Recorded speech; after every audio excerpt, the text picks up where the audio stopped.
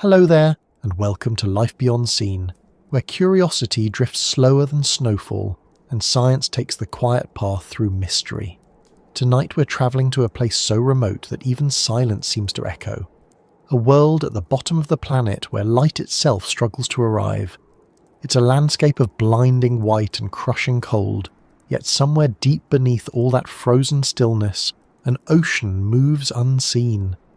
It's an ocean that hasn't touched the open air in millions of years, sealed away beneath a continent of ice.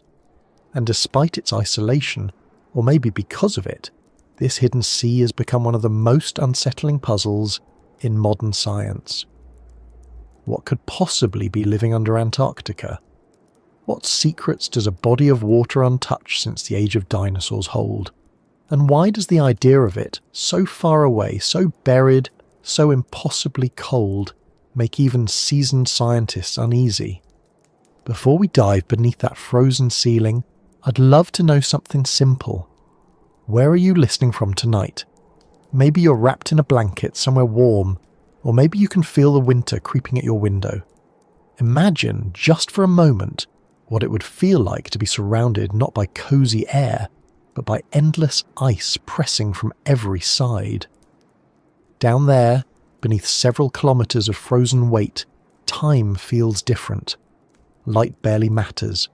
The idea of up and down blurs into pressure and darkness. If you find this kind of slow exploration soothing, maybe give the video a like or even subscribe so this quiet corner of calm can find others who need a gentle journey through the strangest corners of Earth. Now take a breath. Let the day loosen its grip a little and follow me southward toward the edge of the world. Because somewhere under that endless whiteness, water is waiting. Antarctica doesn't often feel real. For most of us, it exists as a concept, a shape on a map, or a distant set of satellite images showing cracks and blue streaks of ice. Yet this continent is immense, larger than Europe, draped in a sheet of ice up to 4 kilometres thick. Underneath that frozen armour lies a terrain that no sunlight has touched in over 30 million years, a place that once held forests and rivers before it was swallowed by cold. Today it's a world locked away, but not silent. Beneath that ice, there are lakes the size of cities and rivers that flow unseen, all part of a hidden network that defies what we once thought possible. And at the heart of it all lies something so strange it almost feels mythic. A vast, liquid ocean buried under an empire of ice. The existence of this ocean wasn't confirmed easily. For decades, scientists suspected there might be water beneath the Antarctic ice, but it wasn't until the late 20th century that technology caught up with curiosity. Radar pulses, seismic echoes, and satellite mapping began to reveal faint signals of liquid movement far below. What they found stunned them. Instead of a solid block of frozen land, the base of Antarctica was riddled with channels, caverns, and basins filled with water kept liquid by the heat of the Earth itself and the crushing pressure of the ice above. It was as if an entire hidden planet existed below our feet, one where rivers never saw the sky, and oceans lapped at ceilings of ice instead of clouds. When the first maps of this secret underworld were drawn, they looked more like star charts than geography. Dots representing subglacial lakes spread across the continent.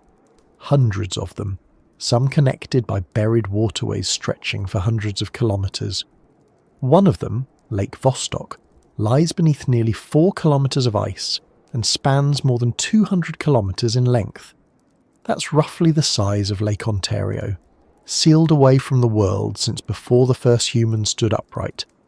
The thought of such a massive body of water existing in total darkness is enough to stir something primal in the imagination.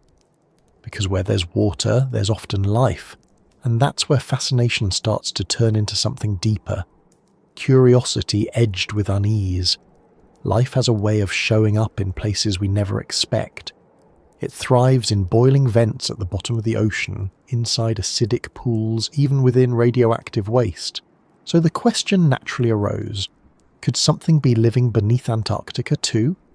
If microbes or complex organisms managed to survive in that sealed, lightless environment, they would be unlike anything we've ever encountered. They would have evolved entirely isolated, shaped by pressure and darkness, breathing chemistry we can only guess at. For scientists, that's thrilling, but it's also unnerving, because studying such life means disturbing a system that's been untouched for millions of years, and we can't yet predict what happens when we open something that old. Imagine drilling down through nearly 4,000 meters of ice. Every layer represents a different age of the Earth, a frozen history of climate and air trapped in tiny bubbles. As the drill bores deeper, the temperature rises slightly, the ice becomes denser, and the pressure grows immense. Eventually, after days or weeks of careful progress, the instrument reaches a boundary where solid ice meets something new, a layer of liquid water, black, pressurized, ancient. When that first drop touches the sensor, it's like shaking hands with prehistory. What lies beyond it could rewrite our understanding of biology, or show us echoes of worlds beyond Earth. But it could also release bacteria or gases that haven't seen the surface since long before humans evolved. That tension between discovery and danger is what makes this hidden ocean so haunting. Scientists describe it as the last great frontier on our own planet. In a way, exploring beneath Antarctica feels more like exploring space than Earth.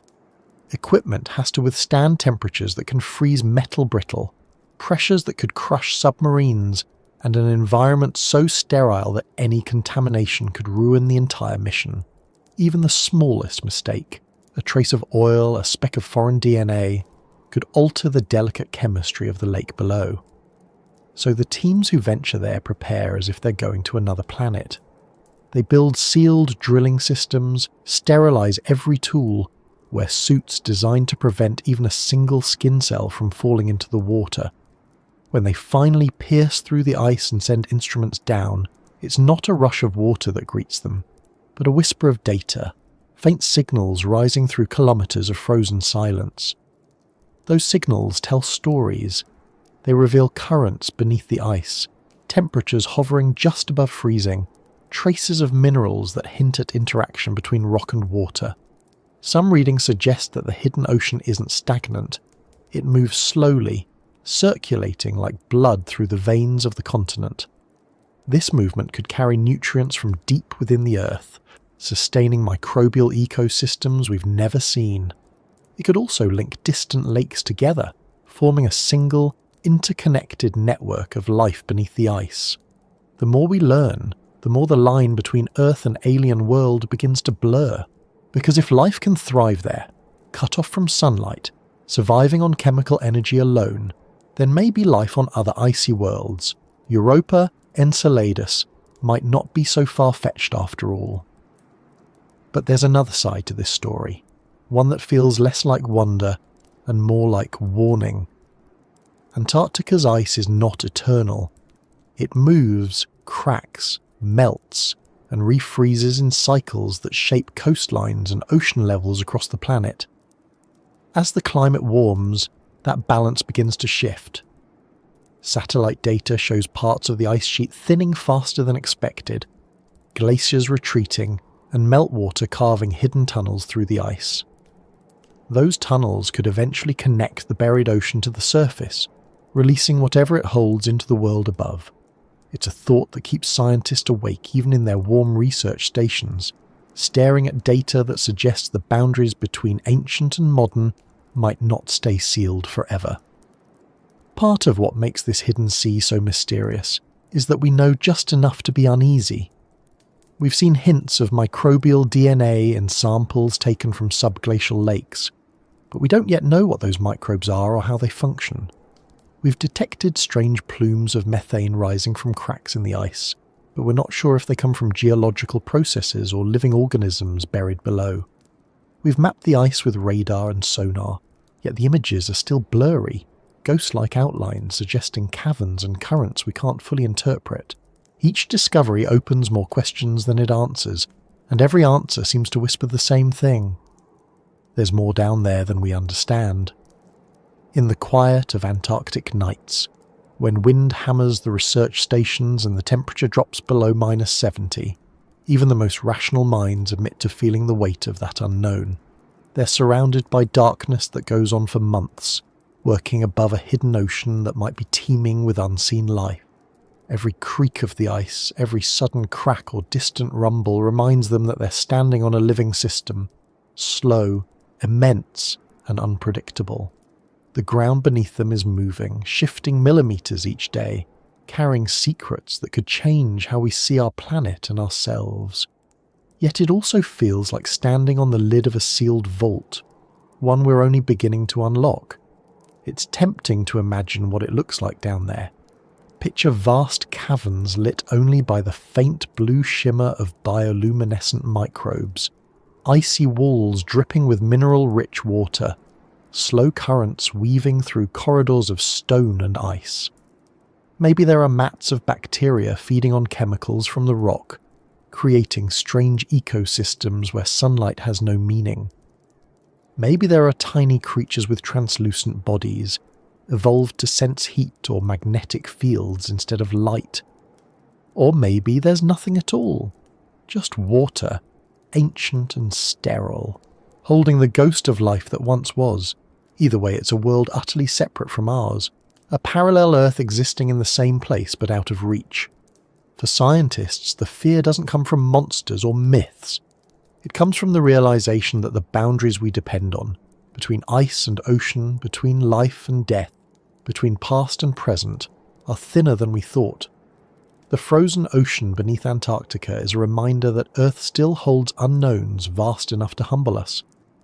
Every drill core, every sample, every sonar scan is like tapping on the surface of a locked door, hoping it opens slowly and not all at once. And as we prepare to look deeper, to send machines even further below the ice, that mix of awe and apprehension only grows. Because beneath the white silence of Antarctica, the world is not asleep, it's waiting. Beneath the frozen expanse of Antarctica lies a secret so immense and so persistent that it challenges everything we think we know about this planet. When most people picture Antarctica, they imagine a continent of lifeless ice, a desert of snow stretching endlessly in all directions. The surface is hostile, its temperatures able to freeze steel, and its winds sharp enough to scour rock. Yet beneath that frozen armour, hidden from every human eye, lies an ocean that refuses to die. It moves silently beneath the ice, untouched by sunlight, older than the first city ever built, and colder than any sea we've sailed. For centuries it went unnoticed, existing as rumour, as mathematical possibility, as a whisper from radar signals that few believed could mean what they seemed to say. But now, through years of drilling, mapping, and patient listening, we know it's real. We know that beneath the world's largest sheet of ice lies not solid ground, but water, vast, restless, and alive in ways we can barely imagine. The story of how we found it doesn't begin with discovery so much as disbelief. Early explorers who crossed the edges of Antarctica in the 19th century saw only endless white, a continent locked in stillness.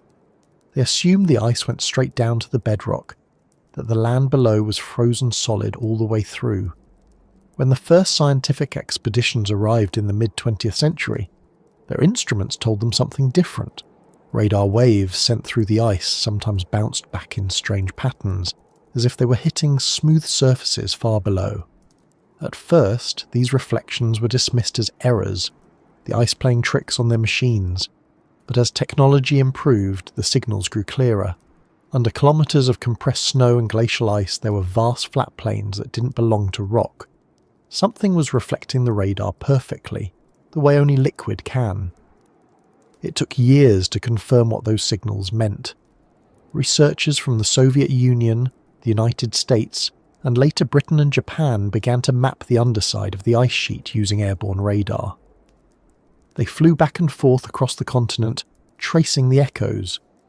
The resulting images revealed something astonishing.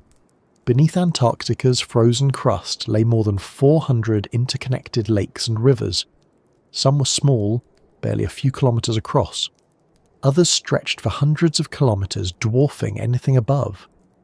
The largest, Lake Vostok, became the focus of decades of study. Its surface sits nearly 4 kilometres below the ice, its volume so vast it could fill the entire Chesapeake Bay. And though sealed off from the atmosphere for at least 15 million years, it remains liquid, sloshing gently under the weight of all that ice. The pressure keeps it from freezing, and the heat from the Earth's interior adds just enough warmth to maintain a narrow balance between ice and water. When the realization sank in, scientists began to see Antarctica differently. It was no longer a simple mass of ice and land, but a living, breathing hydrological system. Rivers of meltwater snake through the base of the ice sheet, carrying sediments, nutrients, and perhaps microorganisms from one hidden lake to another.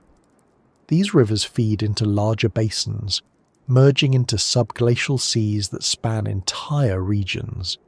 It's a world completely sealed from ours, where sunlight has never reached, and where time moves according to pressures and currents no human has felt.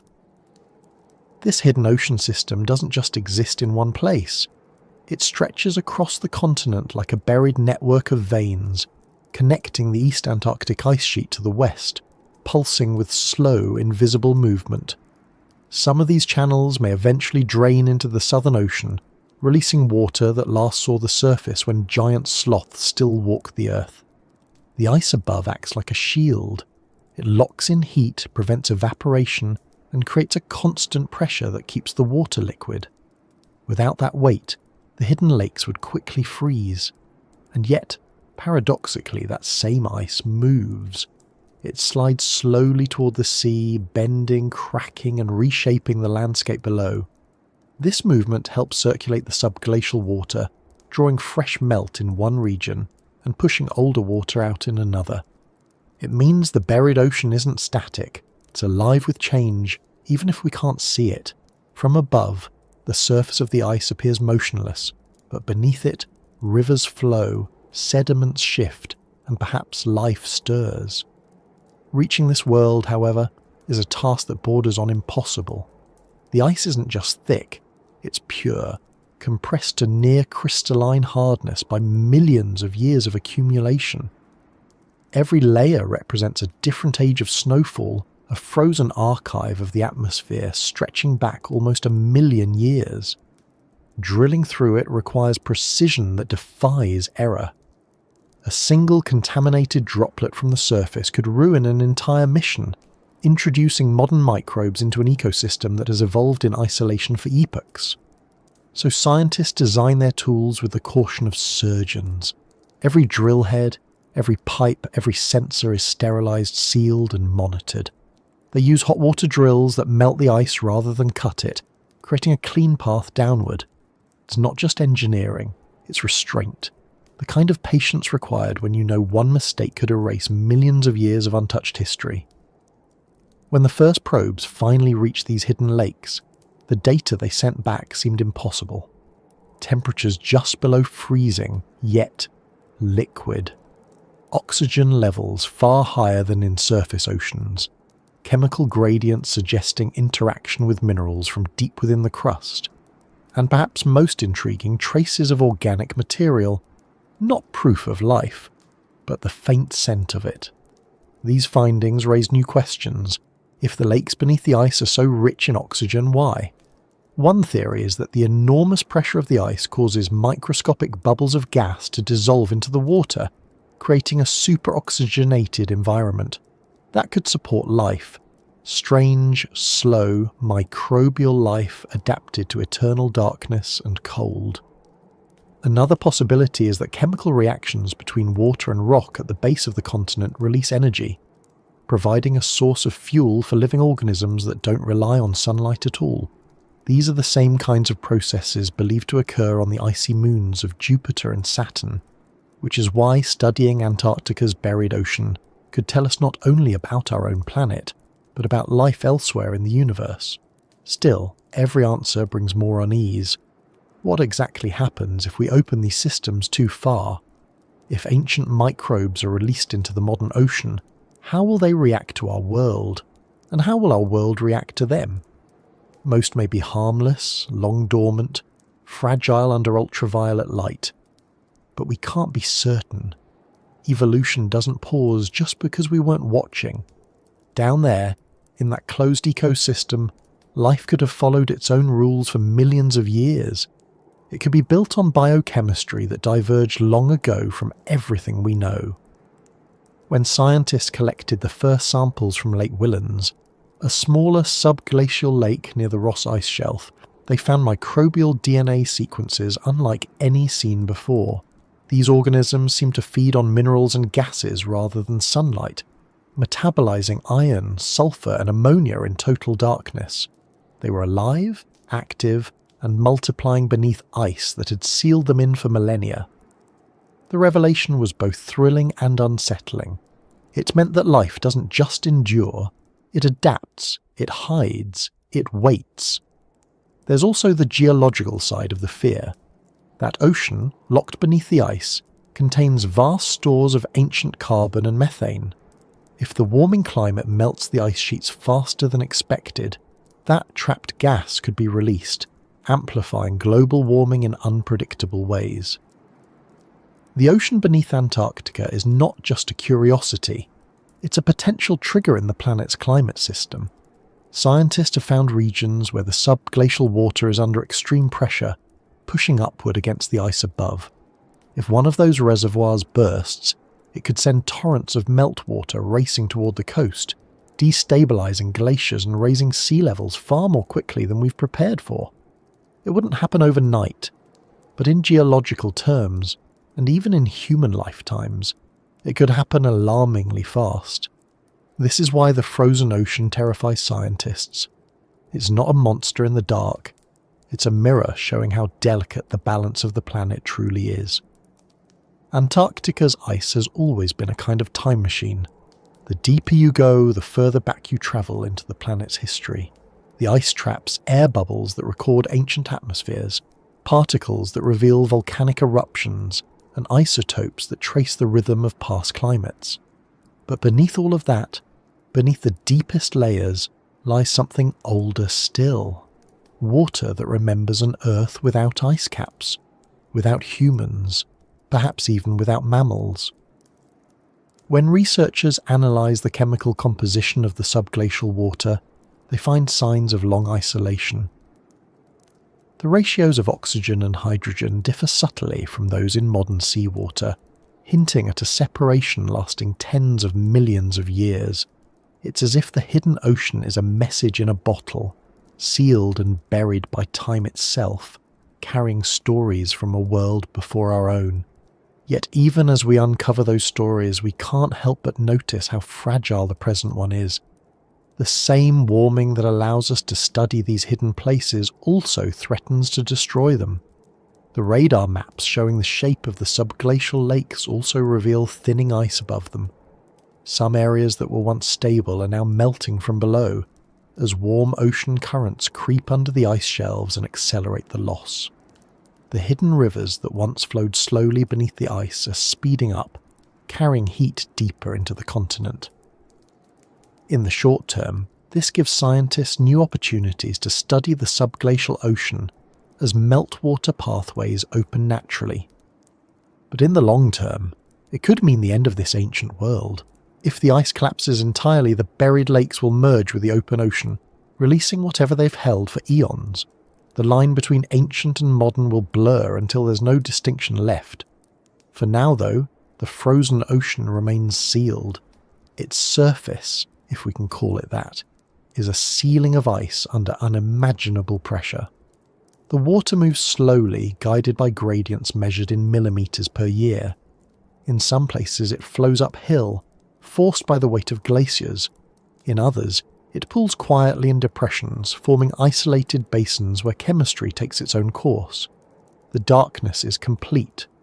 No sunlight, no photosynthesis, no day or night. Only the faint chemical glow of reactions between rock and water. The sound would be almost non-existent. just the slow crackle of ice shifting above, the faint hiss of trapped gases escaping into the liquid. It's hard to picture such a place without feeling a kind of reverence, not fear in the cinematic sense, but the quiet, rational awe that comes from recognizing how much of our planet remains beyond our reach. And perhaps that's what draws scientists back, year after year, to this frozen edge of the world. Every new discovery beneath the ice seems to confirm two things at once: that Earth is far more alive than we imagined, and that we still understand very little of it. The frozen ocean beneath Antarctica isn't just a geographical curiosity. It's a reminder that exploration isn't about distance, but depth. We can travel to other planets, send probes beyond the solar system, and still find the greatest mysteries waiting under our own feet. Each radar scan, each data stream from beneath the ice adds another piece to the puzzle, but the picture never feels finished. The more we learn about what lies below, the more the surface world begins to look fragile, fleeting, temporary. Up above, storms whip across the ice shelves, snow erases footprints within minutes, and the wind howls like the voice of the planet itself. Down below, nothing moves quickly. The hidden ocean waits, patient as stone, indifferent to the passage of human years. It doesn't care who studies it or what fears it stirs. It has existed in silence longer than we've existed at all, and yet, now that we know it's there, we can't stop listening to it. Every echo from the radar, every vibration recorded by sensors in the ice, feels like a message from that dark water, one that says both come closer and keep your distance. Because what lies beneath the ice is not simply frozen history. It's the living memory of Earth itself, and it's reminding us that the line between discovery and disruption is thinner than the ice that hides it. Under the endless ice, there exists a world that time has refused to carry forward. It isn't simply hidden, it's preserved, sealed within layers so thick that the usual rhythm of decay and renewal has stopped. This world has slept through the rise and fall of continents, through the coming of mammals, through every flicker of human civilization. When scientists lower their instruments into that darkness, they are not just studying a landscape, they are stepping backward through millions of years into an era before our species existed. The air trapped in the ice comes from ancient skies. The sediments at the bottom of the subglacial lakes hold the chemistry of vanished ecosystems. Even the water itself is a relic, drawn from an ocean that existed before Antarctica became the frozen desert we know. Down there, beneath several kilometres of compressed history, the planet keeps its oldest secrets. Long before the ice, Antarctica was green. Fossilised wood, pollen grains, and leaf impressions tell us that it once supported forests dense enough to shade rivers and swamps.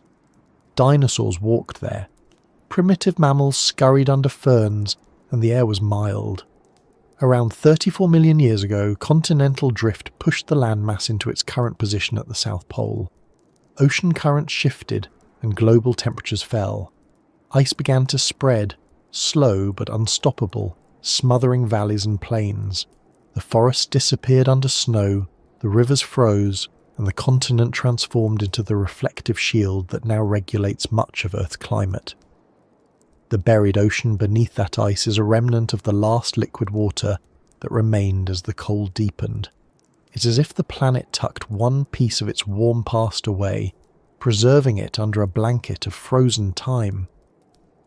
For scientists studying climate history, this buried world is an archive without equal.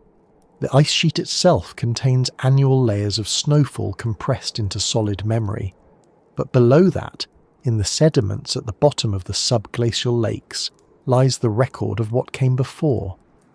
When cores are pulled from those sediments, they sometimes contain microfossils of marine organisms, tiny shells from when the area was connected to the open ocean. Other samples reveal traces of ancient soil, proof that parts of Antarctica were once ice-free and covered in vegetation. Each layer in those cores adds a line to a story that stretches back tens of millions of years, showing not only what the continent was, but what it might become again if the ice retreats. It's an unsettling symmetry. The ice hides a memory of warmth, and that memory warns us of a future that could melt it away. The temperatures and pressures in that buried ocean are like nothing we know on the surface. The water is liquid, but only just. Its salinity, pressure, and isolation make it a place where chemistry follows its own rules. Over millions of years, minerals leached from the surrounding bedrock have created a complex mix of nutrients and metals. Sulfides, iron oxides, and silicates drift through the black water like invisible dust, and where water meets rock, reactions occur that release hydrogen and methane, potential energy sources for microbes. If life exists there, it does so without sunlight, sustained entirely by the planet's internal heat and the chemistry of stone. That alone is extraordinary.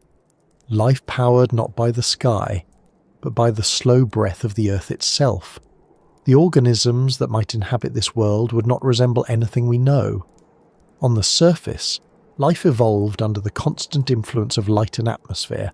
It depends on oxygen and photosynthesis. Beneath the Antarctic ice, there is none of that. Any microbes there would have adapted to total darkness, extreme pressure, and scarce energy.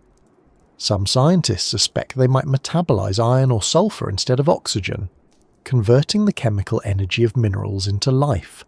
Others think they could rely on the faint geothermal heat that seeps up from the crust. Whatever their strategy, these organisms would be survivors of isolation on a scale that defies comprehension. They would have evolved in a closed loop, their entire ecosystem built from the same materials recycled endlessly over millions of years. It would be a miniature planet complete unto itself. Finding evidence of such life is difficult. Every sample must be collected with precision that borders on paranoia. A single bacterium from the surface could contaminate a sample and erase the data. For that reason, when scientists drilled into Lake Whillans and Lake Mercer, they used systems designed to remain sterile under pressure, melting their way downward with filtered heated water. The instruments carried sensors, cameras, and collectors built to withstand crushing weight and near-freezing temperatures. When they finally reached the liquid layer, the first reading suggested motion, slow currents, small variations in temperature, subtle chemical differences that hinted at interaction between the water and the sediment below. The samples brought back to the surface contained cells, simple, tiny, but alive. Genetic analysis revealed species unlike anything catalogued before, their DNA showing adaptations to cold, pressure, and lack of light. They weren't fossils. They were living remnants of an ancient biosphere still functioning in the dark. It's difficult to grasp what that means without stepping back from the data. For billions of years, Earth has been a planet of change. Continents drift, climates shift, species rise and fall.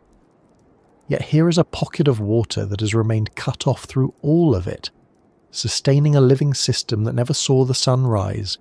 It is a direct line to the planet's deep past, a reminder that life doesn't just adapt to change, it hides from it, waiting for conditions to return. When we say the world that time forgot, it isn't metaphor, it's literal.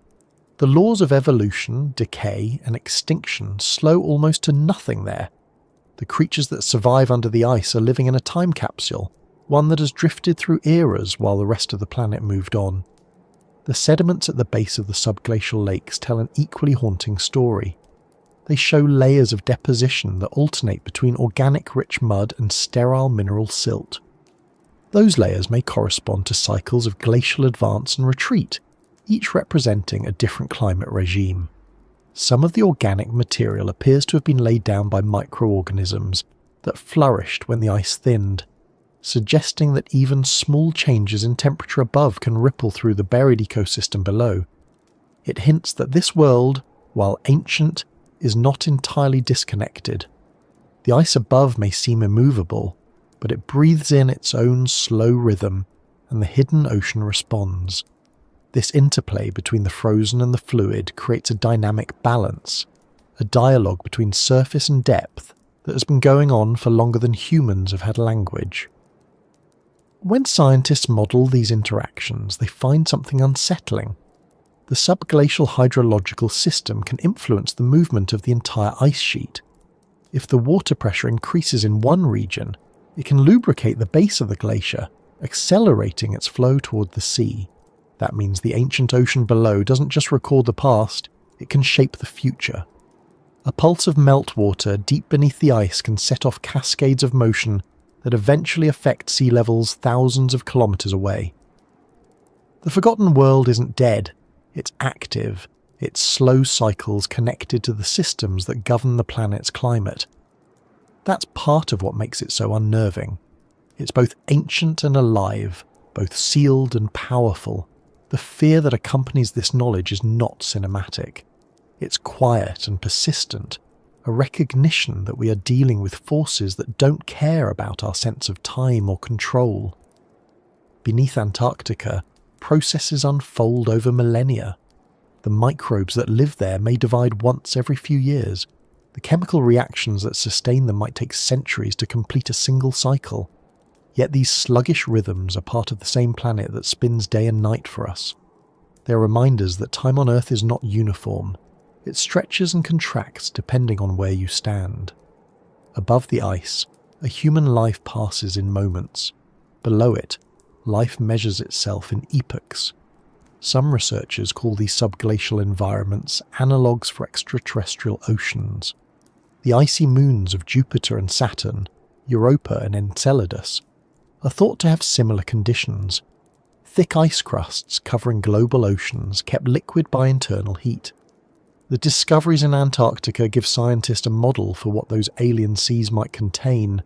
If microbes can persist in the crushing darkness beneath the South Pole, then the odds of life existing elsewhere increase dramatically. But there's another, more sobering implication. If we can contaminate Antarctica's buried lakes simply by drilling into them, imagine what our machines could do to other worlds. The lesson is as much about humility as exploration. Sometimes to learn about life, we have to admit how easily we can disrupt it. The people who work in Antarctica often describe an eerie sensation when they stand on the ice knowing what lies below. The ground feels solid, but they understand that beneath their boots is not stone but a thin barrier separating them from a vast unseen ocean. It's a realization that changes their sense of scale. The white horizon around them becomes less a surface and more a fragile skin stretched over an ancient wound. They are not walking on land in the ordinary sense. They are walking on the roof of a different planet. Each creak of the ice, each low vibration carried through the frozen layers, feels like a message from that buried world, a reminder that it's still there, waiting, unchanged. The samples that come back from those depths are handled with reverence. In sterile labs thousands of kilometers away, researchers open vials of water that have not seen the light of day for millions of years. They study the chemistry, the microbes, the isotopes, searching for patterns that might reveal the story of how life endures without sunlight. The findings are not always dramatic. Sometimes it's a slight variation in carbon ratios, a faint trace of nitrogen, a single cell visible under a microscope. But each detail adds to the picture. It tells us that this hidden ecosystem has been cycling energy, however slowly, for unimaginable spans of time. It suggests that the boundary between frozen and living is more flexible than we assumed. Even in places where the surface world would die instantly, Earth finds a way to keep a heartbeat going. There is a strange comfort in knowing that such persistence exists, even if it unnerves us. The buried ocean beneath Antarctica is not a threat in the ordinary sense. It won't erupt or swallow us whole. Its danger lies in what it reveals about the planet's memory. We like to think of time as progress, as movement forward, but this world shows that time can also stand still, holding on to the past until conditions change enough to release it. The sediments below the ice hold the chemistry of climates that may return. The microbes there embody forms of survival that could one day become necessary again if the surface grows harsh. They are the planet's insurance policy, written in water instead of stone. As exploration continues, the boundary between fear and fascination blurs. Each new mission dives deeper, each new dataset exposes more complexity. The deeper scientists look, the more they realise that what they're seeing is not an anomaly, but a pattern. Wherever there is isolation, life finds a way to persist. The world that time forgot may not be unique. It may be one of many pockets of ancient resilience scattered across the earth. Caves deep beneath mountains, sediments at the bottom of the sea, permafrost in the Arctic, all of them may hold echoes of earlier ages waiting to be rediscovered. Standing on the Antarctic plateau surrounded by white silence and endless wind, it's easy to believe that nothing could survive there. Yet below, life continues, indifferent to the surface storms. It doesn't know about continents, nations, or seasons. It simply endures, the same way it has since the world was warm and green.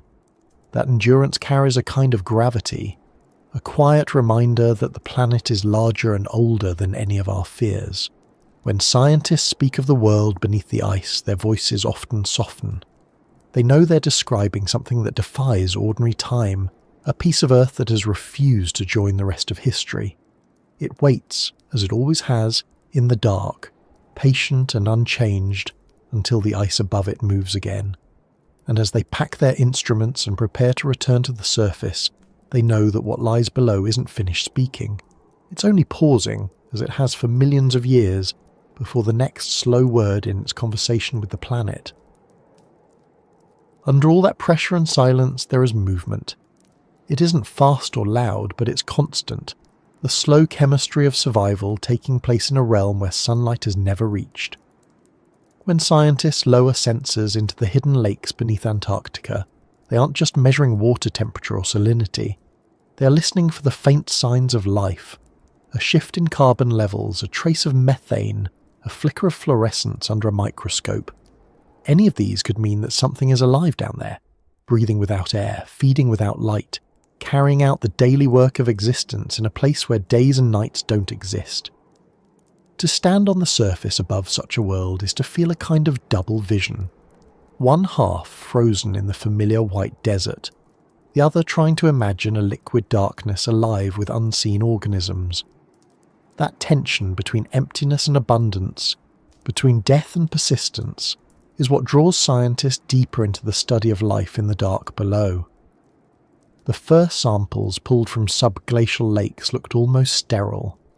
The water was crystal clear, nearly free of particulates, its chemistry balanced in a way that seemed incapable of supporting anything complex. Yet when researchers began to analyse it more carefully, signs of metabolism started to appear. There were faint concentrations of organic carbon, slight imbalances in isotopic ratios, and traces of gases that shouldn't have existed unless something was producing them. It was like hearing a heartbeat under layers of noise. As genetic sequencing improved, they found strands of DNA belonging to bacteria and archaea, unlike anything found in the surface oceans. Some appeared related to organisms that live near deep-sea vents, others to microbes found in polar ice. All of them shared one remarkable trait. They were adapted to darkness, cold, and scarcity.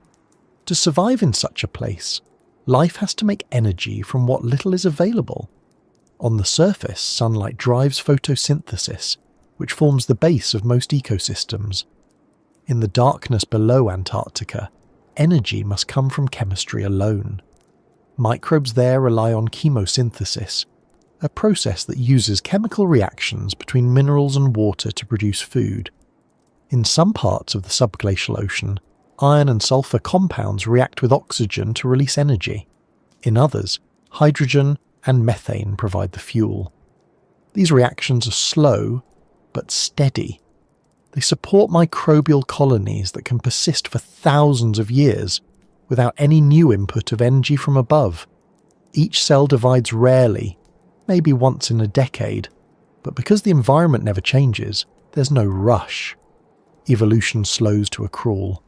What exists there is less a population and more a living memory. Organisms perfectly suited to their frozen niche, with no reason to become anything else. The diversity hidden beneath the ice surprised everyone. When the first genetic surveys came back from Lake Whillans, researchers found more than 3,000 distinct species of microorganisms. Many were completely new to science. Some metabolized ammonia or nitrate, others broke down organic carbon left behind from earlier cycles of melting. A few even appeared to use tiny traces of sunlight that penetrated cracks in the ice during brief melt periods, although how they capture that energy remains a mystery. The discovery proved that subglacial ecosystems aren't marginal leftovers.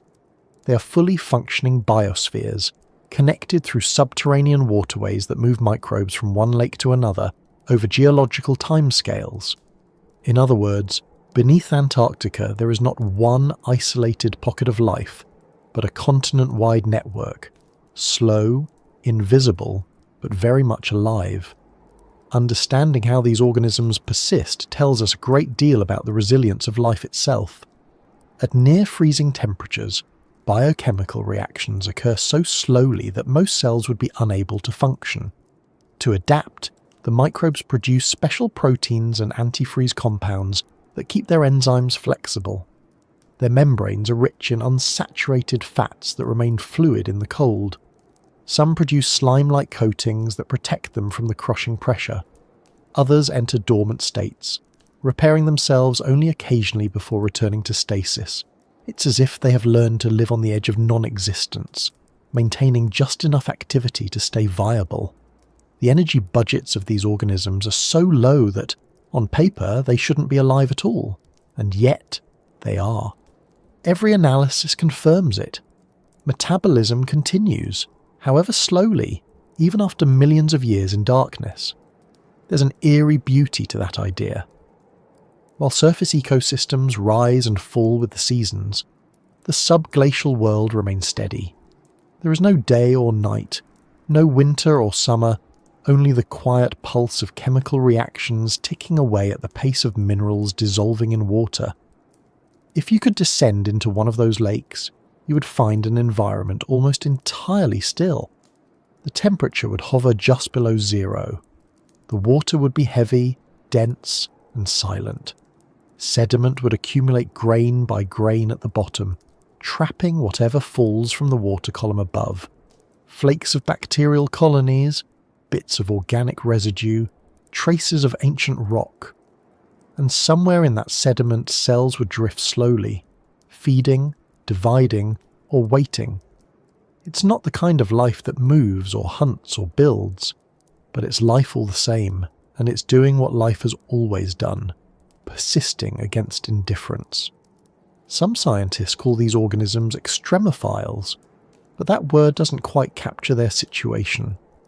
Extreme implies rarity, a deviation from the norm, but under the ice this is normal. The conditions we find hostile are simply the only reality these microbes have ever known.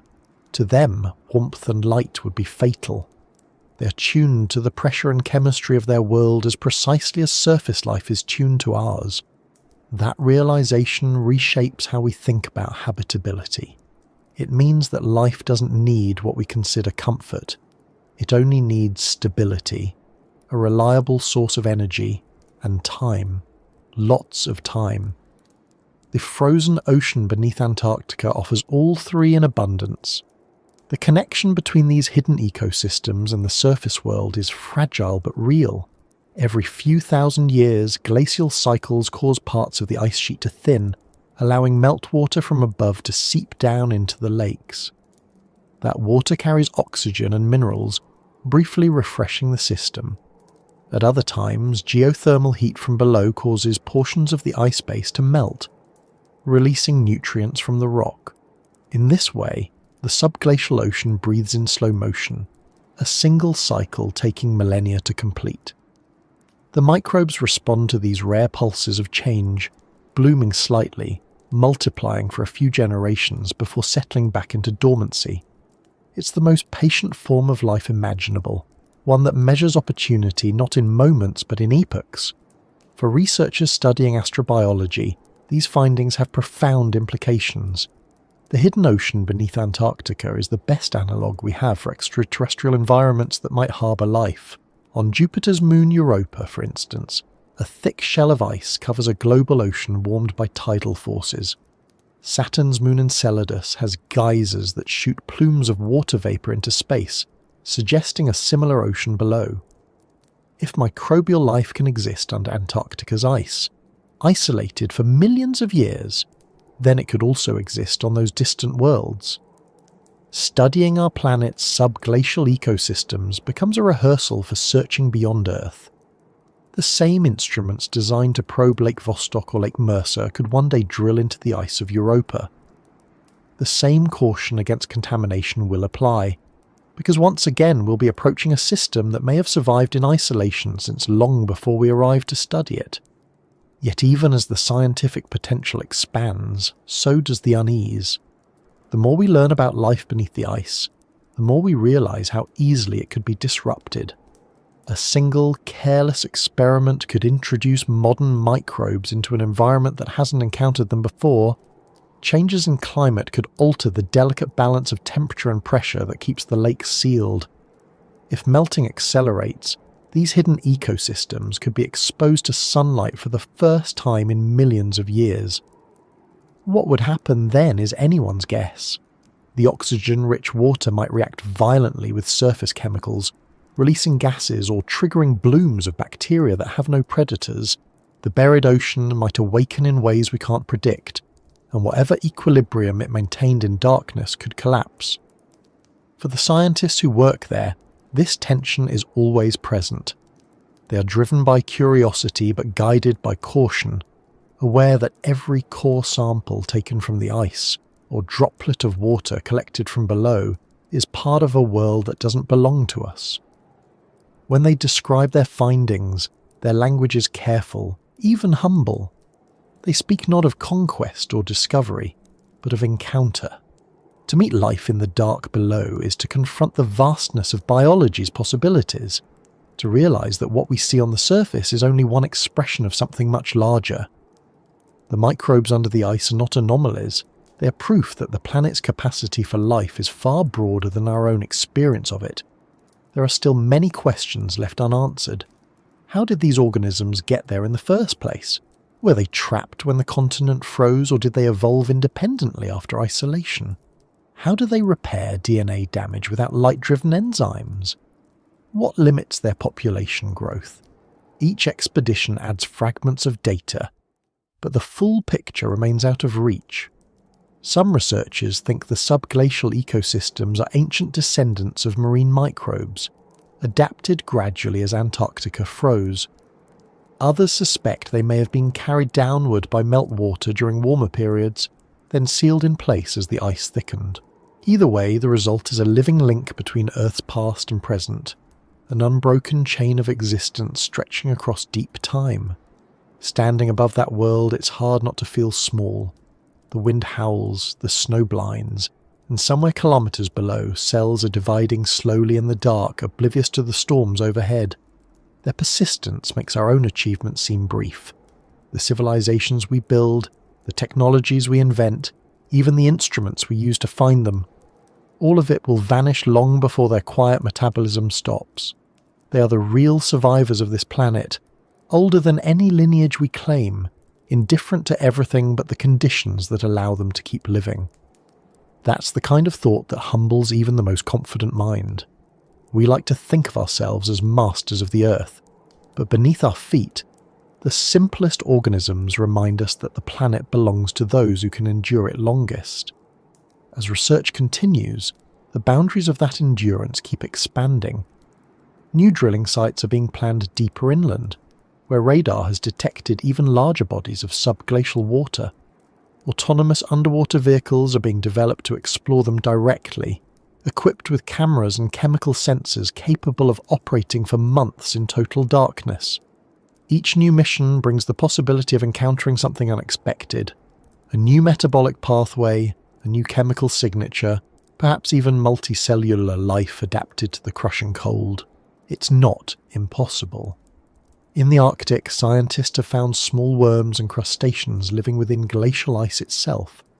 If such creatures can exist near the poles on the surface, who's to say what might persist in the black ocean below Antarctica? The thought is both thrilling and unnerving, because every new form of life found there will challenge our definitions of where life can be and what it needs to survive. The deeper this research goes, the more personal it becomes for those involved.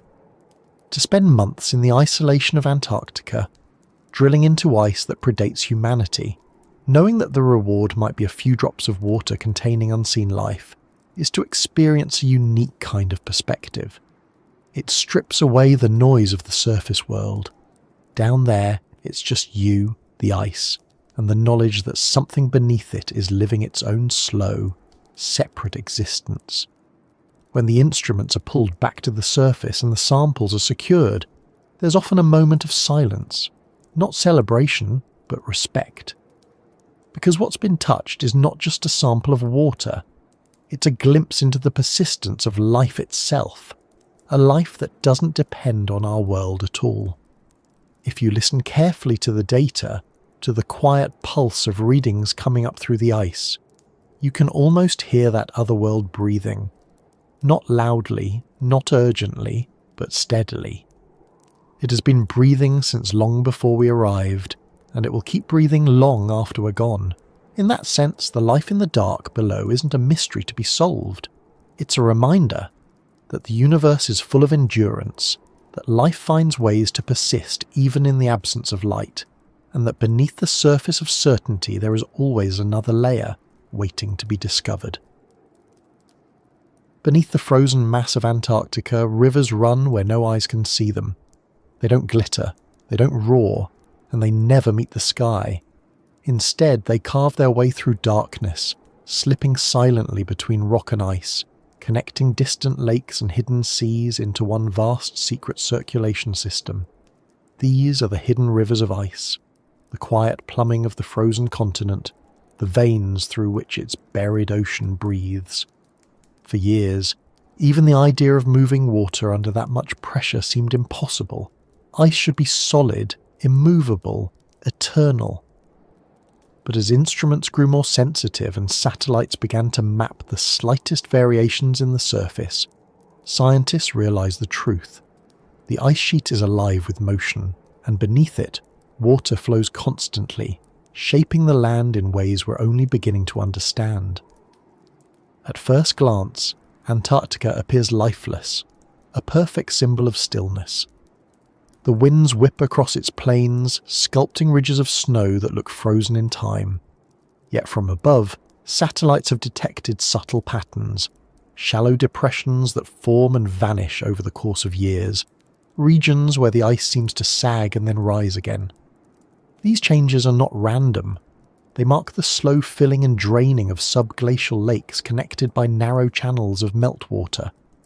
When a lake fills, the ice above it bulges slightly upward. When it drains, that bulge collapses, sending ripples through the ice sheet's surface like slow-motion tides. These movements, imperceptible to the human eye, tell us that the continent is not still at all. It breathes through water. The sources of that water are complex. Some comes from the pressure of the ice itself, which lowers the freezing point of water and causes the base to melt just enough to form a thin film.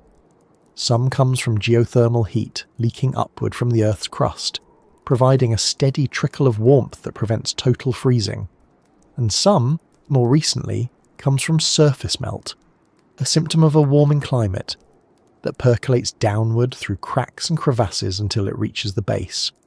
Once there, all of it joins a network that stretches across the continent, merging and diverging like blood vessels. The result is an entire hydrological system sealed off from the world above, where rivers can flow for hundreds of kilometers beneath 4,000 meters of ice, carrying with them sediments, nutrients, and perhaps even life. Mapping these hidden waterways requires a kind of indirect vision.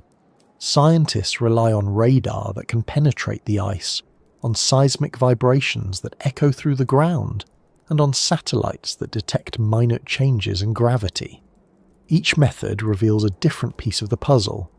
Radar traces the boundaries of lakes. Seismic readings outline the shape of buried valleys. Gravity measurements hint at variations in density that suggest flowing water. When combined, these datasets create a ghostly picture, an invisible geography of rivers winding beneath the continent. The scale is staggering. Some of these channels are as wide as major surface rivers, carrying enough water to fill entire reservoirs. Others are no more than trickles, thin threads that merge and split again, shaping the bedrock beneath the ice. One of the most remarkable discoveries came in 2007, when researchers identified a subglacial river system extending nearly 1,000 kilometers from the center of East Antarctica to the coast. It was nicknamed the Antarctic Artery. This single network connects multiple lakes, including the massive Lake Vostok, to the ocean. The flow is slow, measured in meters per year rather than kilometers per hour, but the implications are enormous. It means that water trapped deep within the continent can eventually reach the sea, carrying with it whatever chemical and biological material it contains. This circulation links the buried ocean to global systems, even if the connection takes centuries to complete. What happens under the ice doesn't stay there forever. To understand how these rivers shape the continent, imagine the base of the ice sheet not as solid but as a moving, deformable surface. The pressure from above forces meltwater into every available space, lubricating the contact between ice and rock. When the pressure builds too high, the water escapes along narrow channels, carving tunnels that guide the glacier's movement. This process, called basal hydrology, determines how fast the ice flows toward the sea. In some regions, a surge of subglacial water can cause glaciers to accelerate suddenly, sliding meters in a single day. When the water drains, the ice slows again. It's a hidden pulse that drives the rhythm of Antarctica's frozen heart. Every new measurement reveals more complexity. Some of the hidden rivers flow uphill, forced by the weight of the ice into gradients that defy ordinary gravity. Others loop back on themselves, creating circular basins where water collects before finding an escape route.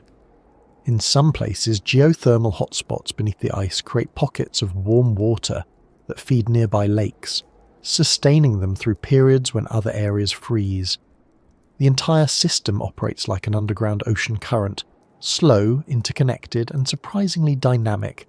And just like ocean currents, these flows can carry nutrients from one part of the continent to another, supporting microbial life in places that would otherwise be sterile. When samples are taken from the sediments deposited by these rivers, they tell stories of motion and connection. Grains of rock polished smooth by flowing water, traces of organic carbon carried from distant sources, and isotopic signatures that match those found in separate lakes hundreds of kilometers apart all point to the same conclusion. The rivers are moving material across the continent. In doing so, they blur the boundaries between isolated ecosystems. A microbe or molecule of organic matter released in one lake could, in theory, travel slowly through these hidden channels to another, linking distant environments into a single, sprawling biosphere beneath the ice. The dynamics of these rivers are also tied closely to the surface climate. When the temperature above changes, even slightly, it affects the pressure and flow below. A warmer ocean can thin the ice shelves at the coast, reducing the back pressure that holds the glaciers in place. That, in turn, alters the gradient of the subglacial rivers, accelerating their flow. Meanwhile, surface melting caused by warmer air can send pulses of water downward through crevasses, flooding the system from above. These changes can happen on surprisingly short timescales, months or years rather than millennia, and they ripple through the hidden network like distant thunder. For the scientists monitoring these shifts, each new data point carries both excitement and dread, because it means the under-ice system is responding to global warming in real time. In some ways, the discovery of these rivers has forced a redefinition of Antarctica itself. What was once thought of as a static block of ice is now seen as a dynamic landscape, constantly reshaped by the movement of water. It challenges the idea of ice as something lifeless and unchanging. The continent behaves more like a living organism, with circulation, respiration, and feedback systems that keep it in delicate equilibrium. Understanding those processes is crucial because they determine how the ice sheet will respond to future warming. If the hidden rivers accelerate and drain too quickly, they could destabilize entire glaciers, leading to sudden collapses and rapid sea level rise. In this way, the invisible water beneath Antarctica has global consequences. The exploration of these hidden rivers is one of the most difficult scientific tasks ever attempted. Every expedition begins months or years in advance. Equipment must be designed to withstand freezing temperatures, crushing pressure, and total isolation. Teams spend weeks travelling by snowcat or plane to remote drilling sites, where they build temporary camps on the ice. They work in 24-hour daylight during the Antarctic summer, taking advantage of every hour before winter seals the continent again. The drilling itself is slow, careful work, melting a narrow column through kilometres of ice without contaminating the water below. When the sensors finally reach their target, the data comes back in fragments, temperature readings, pressure variations, chemical analyses that must be pieced together like clues in a puzzle. What emerges from that puzzle is a portrait of movement so slow it almost defies comprehension. A drop of water released from melting ice in the interior might take hundreds or thousands of years to reach the coast. Along the way, it could pass through multiple lakes, picking up minerals, microbes, and chemical signatures that record its journey. When it finally escapes into the Southern Ocean, it carries with it a record of everything it has touched. In that sense, each droplet from Antarctica's hidden rivers is a message in a bottle from the deep past, telling us how the continent lives beneath its frozen mask. The more we learn, the more the boundary between fear and fascination blurs. The rivers represent both life and potential disaster. They nurture ecosystems that have survived in total isolation, but they also act as pathways through which trapped gases or ancient microbes could one day reach the surface. If warming continues, these channels could expand, connecting reservoirs that have been separated for millions of years. The sudden release of water from beneath the ice could lubricate glaciers enough to trigger massive calving events, sending enormous slabs of ice into the sea. It wouldn't happen overnight, but the chain reaction could accelerate in ways that are hard to predict. This is why scientists study the hidden rivers with such urgency, because understanding them may be the key to predicting how the ice sheet will behave in a warming world. There's a kind of quiet humility in this work. The people who dedicate their lives to studying Antarctica's hidden hydrology rarely see dramatic events. Most of their discoveries happen in numbers: a change in flow rate, a shift in pressure, a chemical anomaly that suggests movement thousands of meters below. But they know that those small changes are the first signs of something larger. The hidden rivers remind them that even the most frozen places are not truly still. Beneath the noise of wind and ice, the planet is always moving, always adjusting, always alive. If you could stand on the ice and imagine the rivers beneath your feet, you might feel something like vertigo. You'd know that under all that whiteness, water is flowing silently toward the sea, carving paths through rock and time. You'd realize that what appears eternal from above is, below, a world of motion and exchange. Every glacier, every ice shelf, every frozen plain is part of a network too vast to see, but too important to ignore. It's not just ice down there, it's the beating heart of a continent, pulsing slowly in the dark. And somewhere in that slow rhythm lies the next clue to how our planet breathes, how it remembers, and how it changes. Beneath the ice, the water is not empty. It holds traces of things that once lived, things that may still be living, and things that perhaps never belonged to the surface world at all. When scientists speak about the subglacial ocean, they often mention the samples they've pulled up through their long, sterile drills, the vials of ancient water that shimmer faintly under laboratory light, the cores of dark sediment that smell faintly metallic, the data that flicker on monitors showing chemical signatures unlike anything expected. They call them traces, remnants, anomalies. But in quieter moments, when the wind howls outside the research tents and the world above freezes solid again, they call them ghosts. Ghosts in the water, because that's what they seem to be. Faint echoes of life, whispering from a place where time has nearly stopped. When the first samples from Lake Vostok were analysed, the results defied expectations.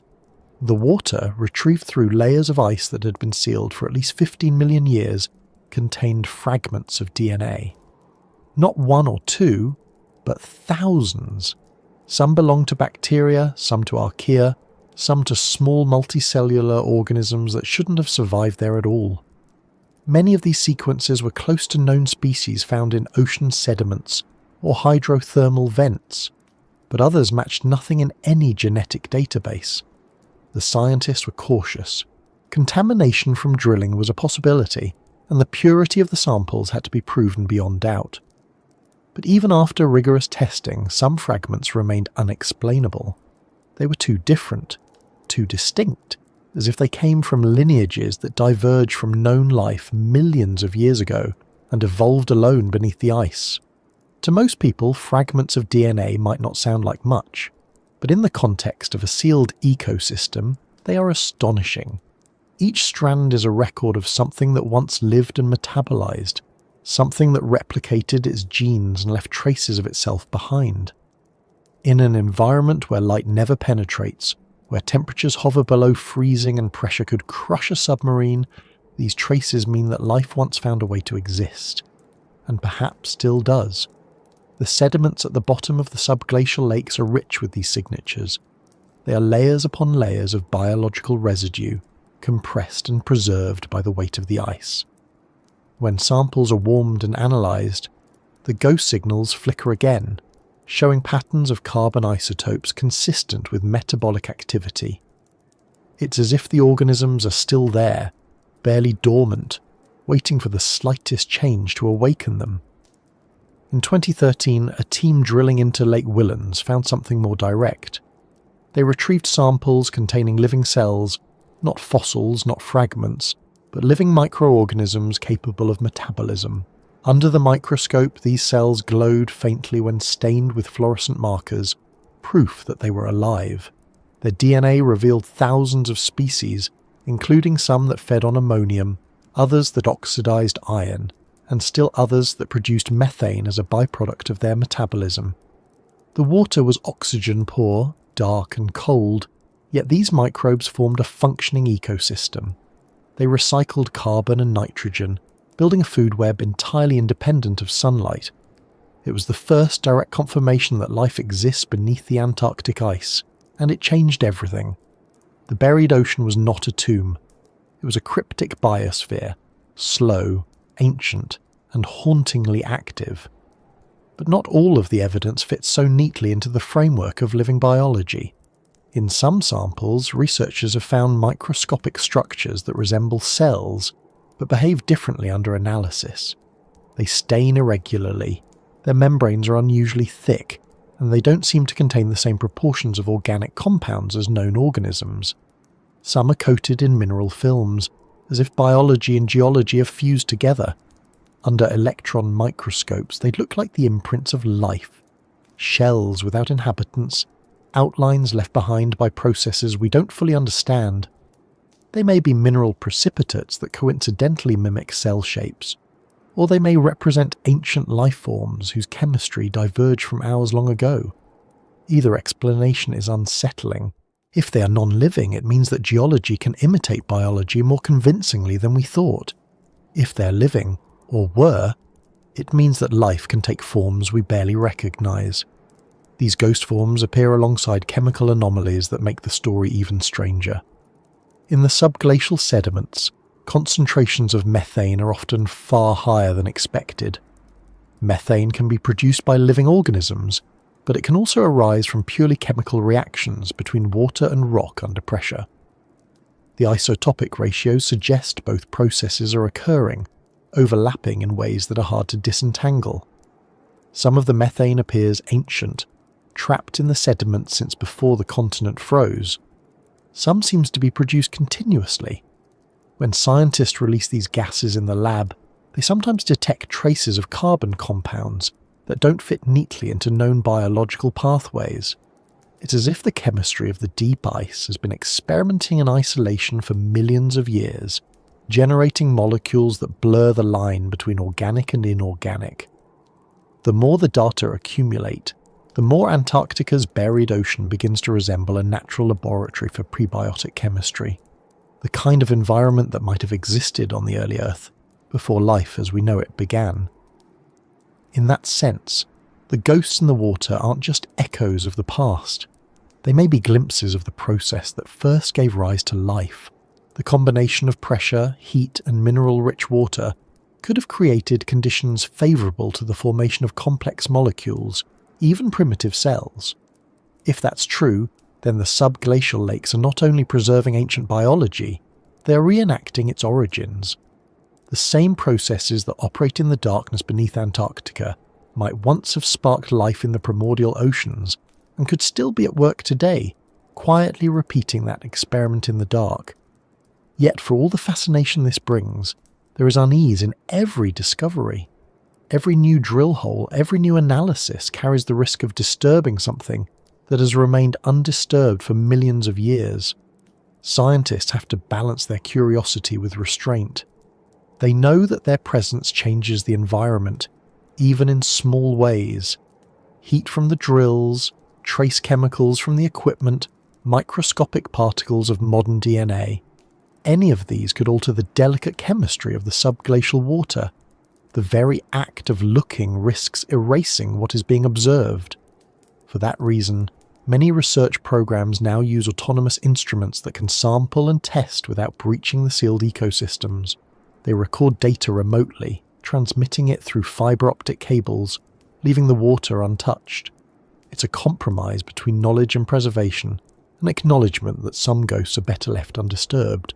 When scientists talk about the emotional side of their work, they describe a strange combination of awe and discomfort. The deeper they look into Antarctica's subglacial world, the more it feels like trespassing into a sacred place. The samples they collect are not just data, they're encounters with time itself. Each vial of water is a message from a period when the world was young and unrecognizable. Each microbe is a survivor from an age when continents were in different places and the atmosphere had different gases. Holding those samples is like holding a fragment of Earth's memory, something so fragile that it barely exists in the present. They call them ghosts not because they're supernatural, but because they carry the weight of everything that came before us. Some of the most haunting discoveries aren't the microbes or the DNA, but the isotopic signatures that reveal hints of biological processes that may have ended long ago. In some samples, scientists find traces of carbon that look like the metabolic leftovers of organisms that no longer exist. It's as if the water remembers their presence, even after their bodies have dissolved. These chemical shadows tell stories of ancient blooms, waves of microbial life that flourished when the ice was thinner or when geothermal activity was stronger. Then, as the environment changed, those organisms vanished, leaving only the faintest marks behind. What remains now is the residue of their lives, recorded in ratios of carbon and nitrogen that act like fingerprints in the dark. In one particularly striking discovery, researchers studying the sediments beneath the Whillans ice stream found evidence of sudden bursts of activity followed by long periods of dormancy. The chemical profiles suggest that the subglacial ecosystem isn't constant. It pulses, waking and sleeping in rhythm with the slow breathing of the ice above. When the pressure or temperature changes, the microbes stir, metabolize, reproduce, and then fall silent again as conditions shift back to stasis. It's a kind of living heartbeat, stretched over geological time. To the people studying it, it feels almost supernatural, a ghost pulse echoing through the depths, reminding them that life beneath the ice is never entirely still. There's another layer to this mystery, one that ties the ghosts in the water to the surface world. Some of the chemical compounds found in the subglacial lakes resemble those detected in samples from the icy moons of Jupiter and Saturn. The similarities are striking. The same ratios of methane to carbon dioxide, the same sulfur-bearing molecules, the same kinds of amino acids forming spontaneously in the presence of mineral catalysts. It suggests that the same processes shaping Antarctica's hidden ocean could be occurring elsewhere in the solar system. If that's true, then the ghosts in the water are not unique to Earth. They are part of a universal story, one in which life, or the potential for it, arises wherever water, chemistry and time intersect. For now, though, the ghosts remain confined to their frozen tombs. Each new expedition uncovers more traces, but never the full picture. The DNA fragments tell us that life has been there, but not how it looks or how it behaves. The chemical anomalies hint at activity, but not its origin. The mineralized structures mimic cells, but may not be alive. It's a puzzle that resists completion, as if the ice itself is guarding its secrets. The scientists continue their work, cautious and persistent, knowing that every answer leads to deeper questions. They'll keep drilling, sampling, analysing, trying to listen more carefully to what the water is saying, and somewhere down there, in the silence that has lasted millions of years, the ghosts continue their slow existence. Whether they are living microbes or only the echoes of ancient chemistry, they remind us that life, or something very close to it, is far more durable than we imagine. They are proof that the line between living and non-living is thin, and that the boundary between past and present is never as firm as ice might make it seem. When the researchers return to their camps, the vials sealed and the data stored, the image of those unseen organisms lingers in their minds, not as monsters or miracles, but as quiet presences that haunt the imagination, because even in the most silent place on Earth, the water still remembers. And what it remembers is everything the planet has ever been. Under the crushing weight of the Antarctic ice, human eyes are useless. Light can't travel that far, and even the brightest beams vanish within a few meters, scattered by crystals compacted over millions of years. Down there, it's a world of pressure and silence, a place where seeing gives way to listening. To explore it, scientists have built machines that don't just measure or record, but listen to the ice itself. They hear vibrations, echoes, whispers of movement and temperature, all the faint noises of a continent alive in slow motion. These machines are our only connection to the hidden world beneath our feet, the translators between human curiosity and the frozen planet's quiet language. The first of these devices was simple compared to what exists now. Decades ago, researchers would plant seismographs in the snow and wait. The instruments were crude, but they could sense when glaciers cracked, when ice slipped against rock, or when distant meltwater moved through unseen tunnels. Each signal appeared as a jagged line on a strip of paper, and each line hinted at motion. Over time, those early machines taught scientists something profound, that the Antarctic ice sheet, once thought static, was constantly shifting. Even when it seemed still, it was flowing outward toward the sea, grinding the bedrock below it into powder. Beneath that slow flow, water was moving, and the ice was responding. The continent wasn't frozen in place, it was breathing. Today, the instruments have evolved into something far more sensitive. Arrays of radar transmitters now send pulses deep into the ice, bouncing back echoes from layers far below. Each reflection carries information about what it hit: solid rock, liquid water, compressed ice, or a cavity filled with air. By timing how long it takes for the signal to return, researchers can map the internal structure of the ice sheet in astonishing detail.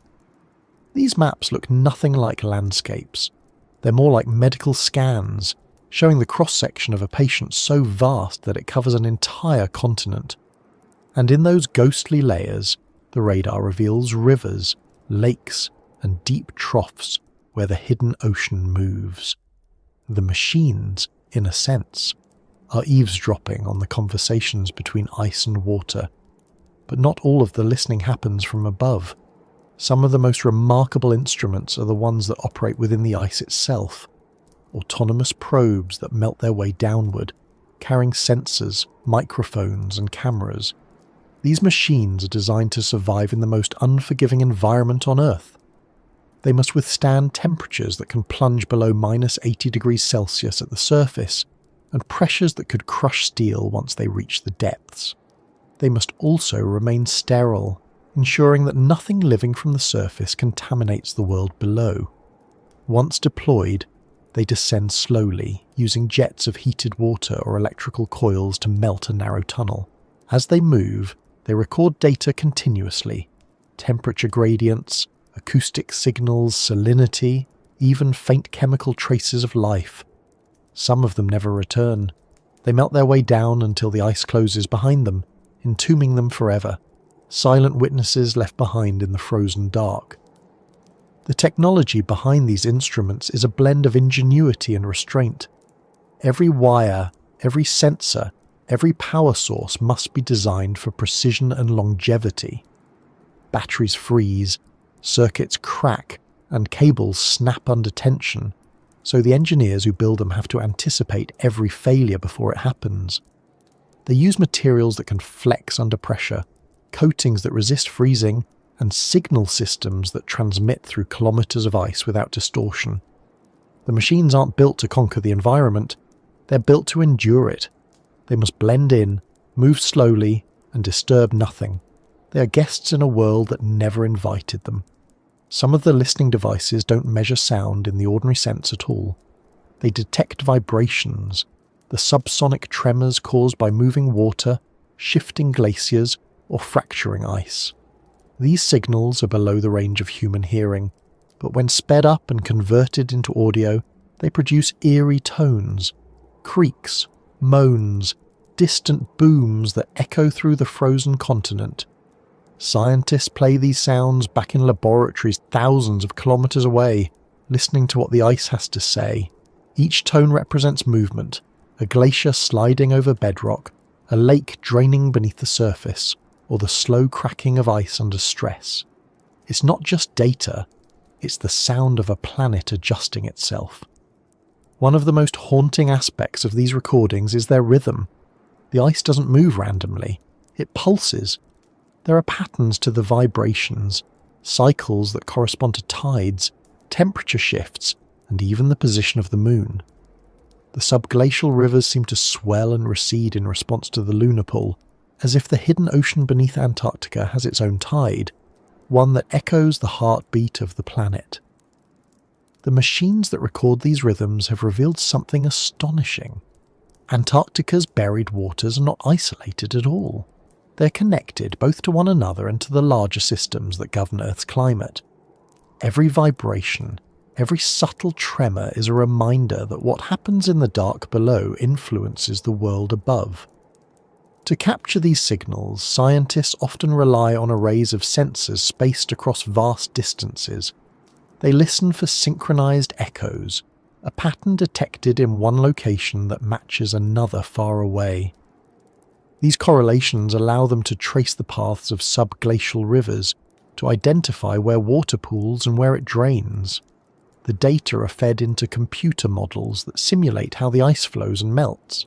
It's a kind of detective work that never stops, because the system is always changing. The machines record more than movement. They record evolution. The most advanced explorers in this hidden world are the autonomous underwater vehicles, or AUVs. These are robotic submarines built to navigate the lakes beneath the ice, once the drilling teams open a small access hole. Each AUV is programmed to map the environment, collect samples, and return to its entry point without human guidance. They carry cameras capable of operating in total darkness, using short bursts of light to capture images of the lake bed and the water column. In those brief flashes, the cameras reveal scenes few have ever imagined. Walls of clear ice that shimmer like glass, clouds of sediment drifting in slow motion, and occasional clusters of microbial mats clinging to the rocks. The robots capture these images and then retreat upward, carrying with them the first visual records of a world untouched by sunlight. Every expedition that sends these machines into the ice is an act of patience. There is no room for haste. If something breaks, there's no fixing it. If communication is lost, the robot becomes part of the environment it was built to study. Many have been left behind that way, their final transmissions fading into static as they're swallowed by the ice. Each loss is felt deeply by the teams who built them, not just as wasted effort, but as a reminder of the limits of human control. The machines may listen, but the ice decides what it will allow them to hear. Despite the difficulty, the information they return is invaluable. By analysing radar reflections, acoustic echoes, and temperature gradients, scientists have created detailed maps of Antarctica's internal structure. These maps reveal features that were once unimaginable. Mountain ranges buried under kilometres of ice, deep valleys carved by ancient glaciers, and networks of water channels that wind across the continent like veins in a leaf. The precision of these maps allows researchers to predict where ice will flow, where it might collapse, and how sea levels could rise as the planet warms. Each new mission adds depth to this picture, and each new instrument becomes part of a growing chorus of machines listening to the frozen continent breathe. But listening to the ice isn't just about understanding its physical structure. It's also about understanding what lies beneath, the life, the chemistry, and the memory stored in the subglacial water. Some of the machines are equipped with chemical sensors designed to detect organic compounds or microbial activity. When these sensors pick up anomalies, traces of methane, slight shifts in oxygen, or fluorescence suggesting biological material, the data are relayed instantly to research teams waiting on the surface. Those moments are electric. For a few seconds, everyone involved knows they've touched something ancient and alive, even if only through numbers on a screen. Then the moment passes, and the long wait for confirmation begins. The scientists know better than to celebrate too soon. In this kind of research, certainty comes slowly, if at all.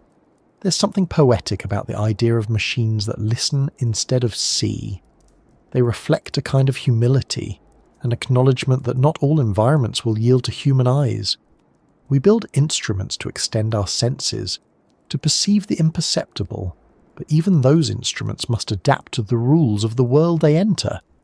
In Antarctica, that means silence, patience, and respect for the cold. The robots don't crash through the ice. They melt their way in, one drop at a time. They don't shout, they whisper. They don't command, they listen.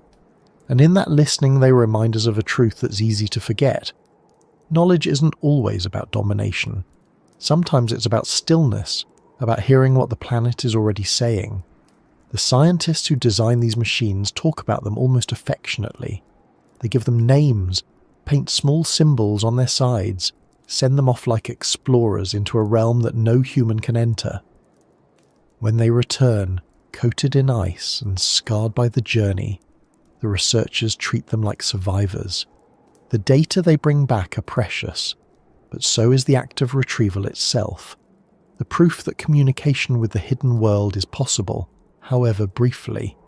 And when a machine is lost, it's mourned quietly. Somewhere under kilometres of ice, dozens of these devices rest in silence, their sensors still intact, their circuits preserved by the cold. In a way, they've become part of the environment they were sent to study, mechanical fossils waiting to be rediscovered by future explorers. Listening to the ice is an ongoing dialogue, one that will likely continue for decades. As technology improves, the signals grow clearer, the maps more detailed, the mysteries more focused. Yet even as our machines learn to hear better, the sense of mystery never fades. The ice still withholds more than it reveals. The echoes that return are faint, the chemical signals ambiguous, the biological traces elusive. It's as if the continent wants to be known only partially, keeping its deepest truths for itself. For now, the machines keep listening, patient and unblinking, capturing whispers from the depths that remind us of how little we truly know. And so the work continues. Each radar ping, each seismic tremor, each burst of static recorded in the darkness adds to the collective story of the frozen ocean beneath our world. The machines can't feel awe, but the people behind them do. They know that every line of data represents a connection between our small, temporary existence and the planet's vast, enduring systems. They know that somewhere under their feet, water moves through darkness older than humanity. And though the machines can't hear fear or wonder, those feelings echo in every human ear that listens to the ice alongside them. Because the deeper they listen, the clearer it becomes that the ice is not silent at all. It's speaking, slowly, patiently, in a language made of pressure and time, and we're only just beginning to understand what it's been trying to say. The moment the ice speaks back, it doesn't sound like a voice. It's not words or cries or anything that fits the way we usually define communication. It begins as vibration, a deep, low rumble that rolls through the ground, a pulse felt more than heard. Then another follows, and another, until instruments on the surface start to record patterns. The data flashes across monitors in distant labs, waves of frequency that mean almost nothing at first. But to those who have spent years listening, those waves carry meaning. The ice is responding, it's shifting, groaning, releasing energy stored for centuries. And if you know how to read it, the patterns form sentences. It's the language of glaciers, of water moving through rock, of pressure adjusting deep in the dark. This is what it sounds like when Antarctica speaks. Scientists used to think of the continent as silent, but now they know it's anything but. The ice sheet is constantly alive with sound, though not the kind our ears can easily hear. It creaks as it flows, it snaps as it fractures, it hums as it rubs against the land below.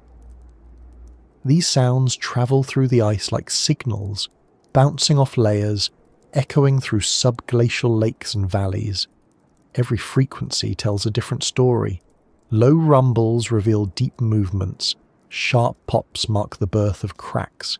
Faint hissing tones trace the flow of meltwater beneath. The machines that listen to this noise capture it all, and when scientists speed up the recordings, the result is astonishing. What was once a low vibration becomes a symphony, shifting chords of pressure and release, the continent itself singing in slow motion. Some of the sounds are familiar in a strange way. They resemble thunder, earthquakes, or waves breaking far away. Others are completely alien, high-pitched chirps, resonant booms, long, drawn-out groans that seem to echo forever. These noises aren't random. They correspond to physical events taking place beneath the surface.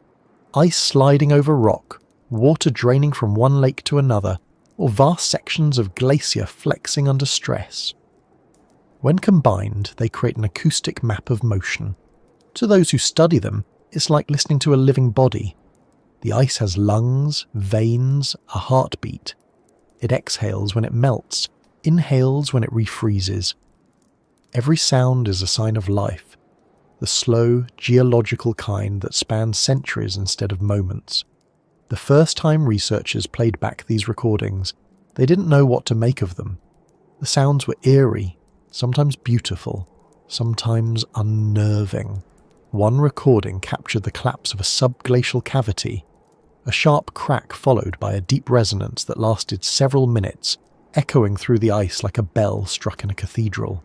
Another recorded the slow surge of a river beneath the ice, a steady crescendo that rose and fell over days as meltwater drained toward the sea. Some sounds repeated in regular cycles, suggesting tides or geothermal pulses deep below. Others seemed chaotic, unpredictable, like whispers from an ancient place that refused to explain itself. The technology that makes this listening possible has evolved rapidly. Modern instruments use arrays of seismometers and hydrophones placed across vast distances, synchronized to detect even the faintest tremors. These sensors are so sensitive they can pick up vibrations from the movement of microscopic bubbles trapped in the ice. When those bubbles burst, releasing ancient air sealed millions of years ago, the instruments register a tiny pop, a sound so small it would be impossible to notice without machines. Yet even those pops tell a story, revealing how gases migrate through the ice and how the structure changes with time. It's like hearing the frozen past slowly exhale. Sometimes the ice speaks in ways that startle even the scientists who've grown used to its voice. In 2018, a team studying the Ross Ice Shelf detected a continuous humming noise unlike anything recorded before. It wasn't the sound of cracking or melting. It was a steady vibration, resonating across hundreds of kilometres. The source turned out to be wind passing over the surface, causing the snow dunes to vibrate like the skin of a drum. The ice was literally singing.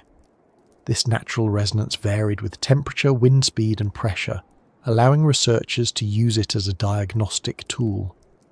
By listening to the tone of the hum, they could monitor changes in the ice shelf structure.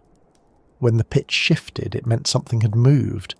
The continent was, in a very real sense, talking about itself. But not all the sounds are so benign. Some are warnings. When glaciers begin to accelerate toward the ocean, they generate seismic noise, a rising frequency of rumbles that indicate internal fractures forming within the ice. These rumbles precede massive calving events, where chunks of ice the size of cities break off and drift into the sea. Satellites can see the aftermath, but the instruments listening to the ice can hear the build-up long before it happens.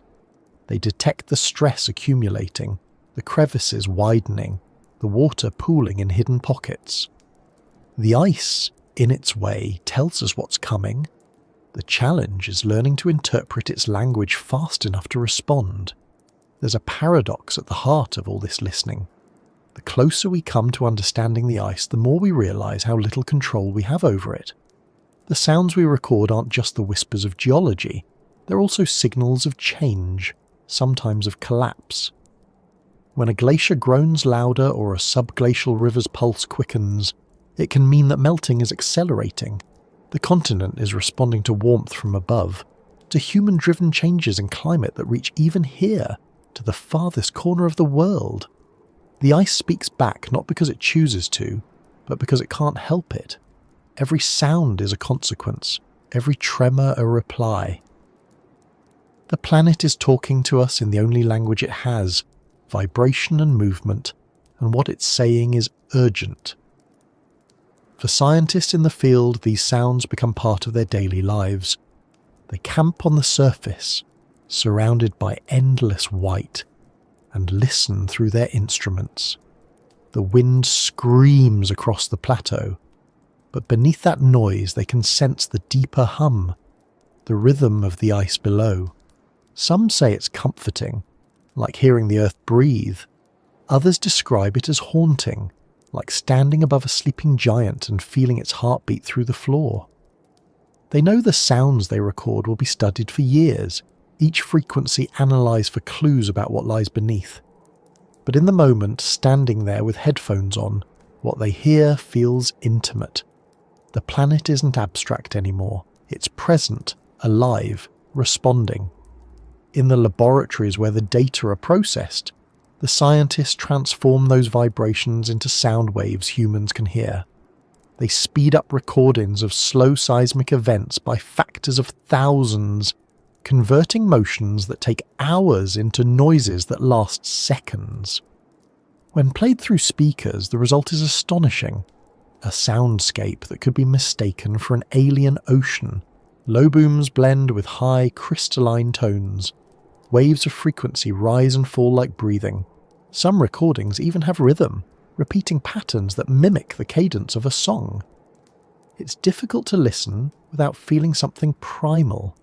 Recognition, perhaps, or empathy. The ice is not conscious, but its voice evokes emotion all the same.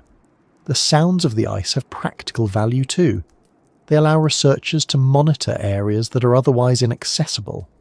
When a crack forms deep within a glacier, it emits a specific acoustic signature. When water floods a subglacial tunnel, it produces a distinct rumble. By cataloguing these noises, scientists can identify events happening thousands of meters below without ever seeing them. It's a form of remote sensing that depends on patience rather than power. Instead of forcing entry, we wait for the ice to speak, and then we listen carefully. What's striking is how often the ice seems to respond to our presence. The heat from drilling, the vibrations from machinery, even the footsteps of researchers on the surface can trigger subtle reactions. In one study, sensors recorded a series of faint clicks whenever a team set up camp above a subglacial lake. The clicks stopped when they left. It was as if the ice had registered their weight and released tiny pockets of air in reply. The phenomenon was purely physical, yet it felt symbolic. The continent notices. It responds, not with anger or awareness, but with physics, the simplest form of dialogue imaginable. For many of the people who work there, this experience changes how they think about exploration. They come expecting silence and find conversation instead. They realise that the Earth is constantly expressing itself through sound and motion, and that we've only recently learned to pay attention. The ice doesn't just record the past, it reacts to the present. Every shift, every crack, every hum is data, but it's also a message. The more we listen, the clearer that message becomes. Nothing on this planet exists in isolation. Every glacier, every current, every vibration connects to everything else. The ice speaks back, not to warn or comfort us, but simply to remind us that it is part of the same system we depend on. There's a moment, late in the season, when the teams prepare to leave their camps and the machines fall silent. The antennas are packed, the instruments powered down, and the hum of generators fades into the wind. In that quiet, the scientists often pause. Without the machinery, the ice sounds different, deeper, softer, almost contemplative. It's as if, freed from the noise of measurement, the continent returns to its natural rhythm. They listen one last time before the engines start, before they lift off and leave the white expanse behind. And in that final moment, the ice seems to sigh, not from exhaustion, but from release. It's still speaking, always speaking, even when no one is there to hear it. Because the truth is, the ice has been speaking for as long as the Earth has had a voice. It spoke when continents drifted, when climates shifted, when species rose and fell. It carries the memory of those stories in its layers, compressing each age into soundless density. We're just the first generation with ears sensitive enough to hear it. And as we continue to listen to the cracks, the hums, the groans, the deep tremors of a world in motion, we begin to understand that the planet isn't silent after all. It's answering, and what it's saying, beneath the noise of our own making, is simple. I'm still here. I'm changing. Are you listening? It's impossible to study Antarctica for long without feeling something tighten in the chest. At first it's awe, the vastness, the silence, the sheer indifference of the landscape. But awe has a twin. It's the realization that this place, beautiful and ancient as it is, holds a kind of power that doesn't care about human limits. The deeper the research goes, the clearer that becomes. Every layer of ice is a record of time, and every record is fragile. Every new discovery on hidden lakes, living microbes, or subglacial rivers also opens another door to something darker. The understanding that what lies beneath can change everything above. The fear beneath the wonder isn't cinematic. It's quiet, rational, patient. It seeps in the way the cold does, slowly but completely. For decades, the story of Antarctica has been told as one of endurance and isolation. It's easy to think of the continent as separate from us, a sealed system at the end of the world immune to what happens elsewhere.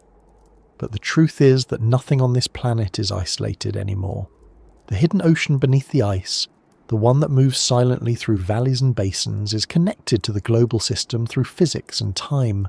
The fear begins there, because what happens to that ocean doesn't stay buried. It flows outward in ways we can measure but barely control. The water under Antarctica is pressurized, ancient and heavy with gases trapped for millions of years.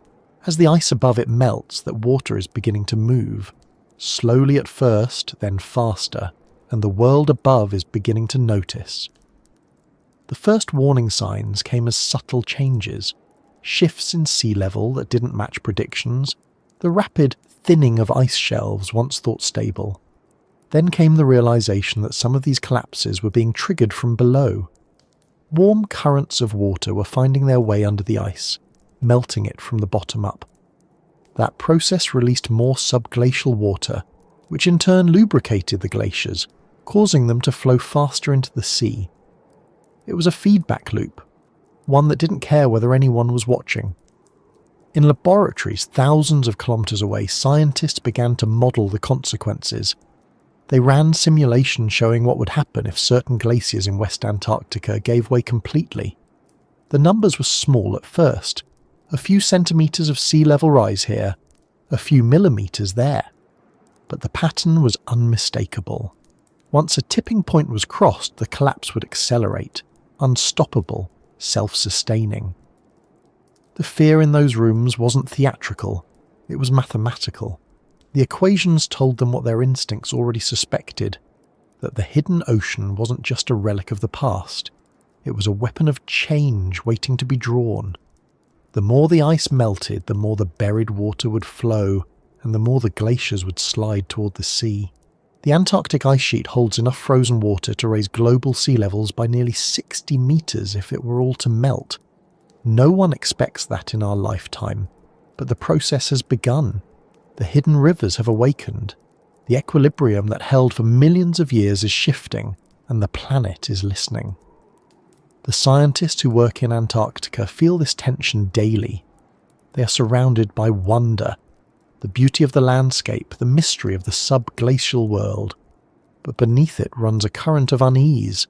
Every discovery seems to carry a warning. When they find life under the ice, they celebrate, but quietly, because they know that life depends on isolation. If those ecosystems are exposed to the open ocean, they will die. When they find methane trapped in the sediments, they record the data carefully, because they know what methane can do. It's a greenhouse gas far more potent than carbon dioxide, and there are billions of tons of it sealed beneath the Antarctic ice. If even a fraction were released into the atmosphere, it could accelerate warming in ways no model can predict. The ghosts in the water are not just microbial, some are chemical, waiting for a chance to breathe again. In this sense, the frozen continent becomes a mirror. It reflects the best and worst of human curiosity. We dig, we measure, we analyze, and we marvel at the complexity of the system, and at the same time we edge closer to disturbing it.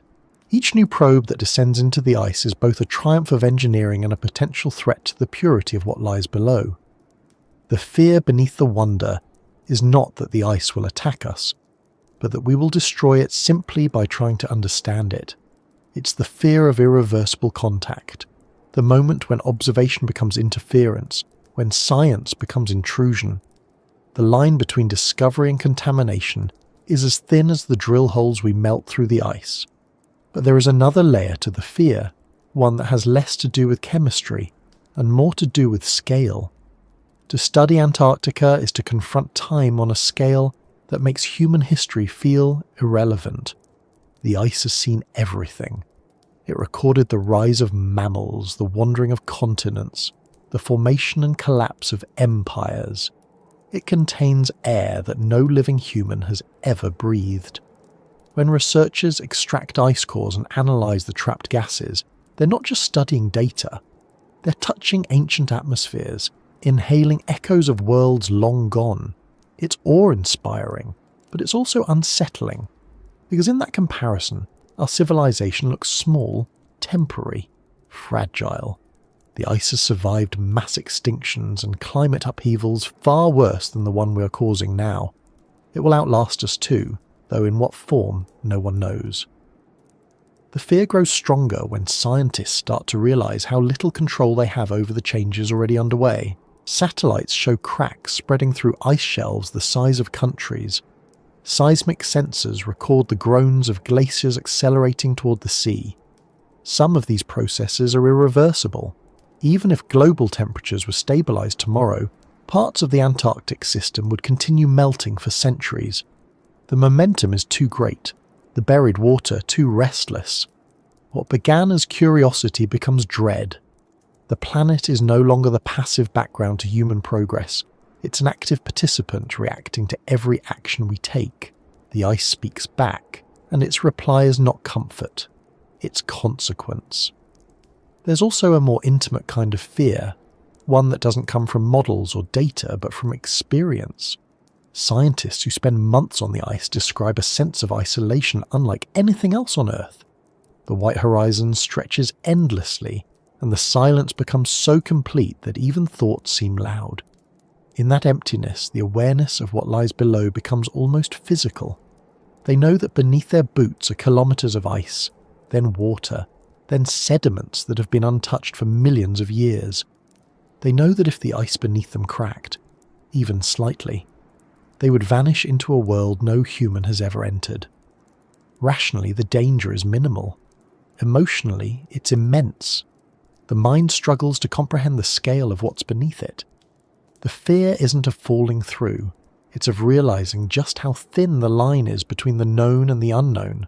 That same feeling carries over when they return home. The sounds of cracking ice, the data streams of pressure and movement stay with them. They begin to notice the parallels everywhere, in melting permafrost, in rising seas, in the shrinking glaciers of the northern hemisphere. Antarctica is no longer distant. It's present in every change happening across the planet.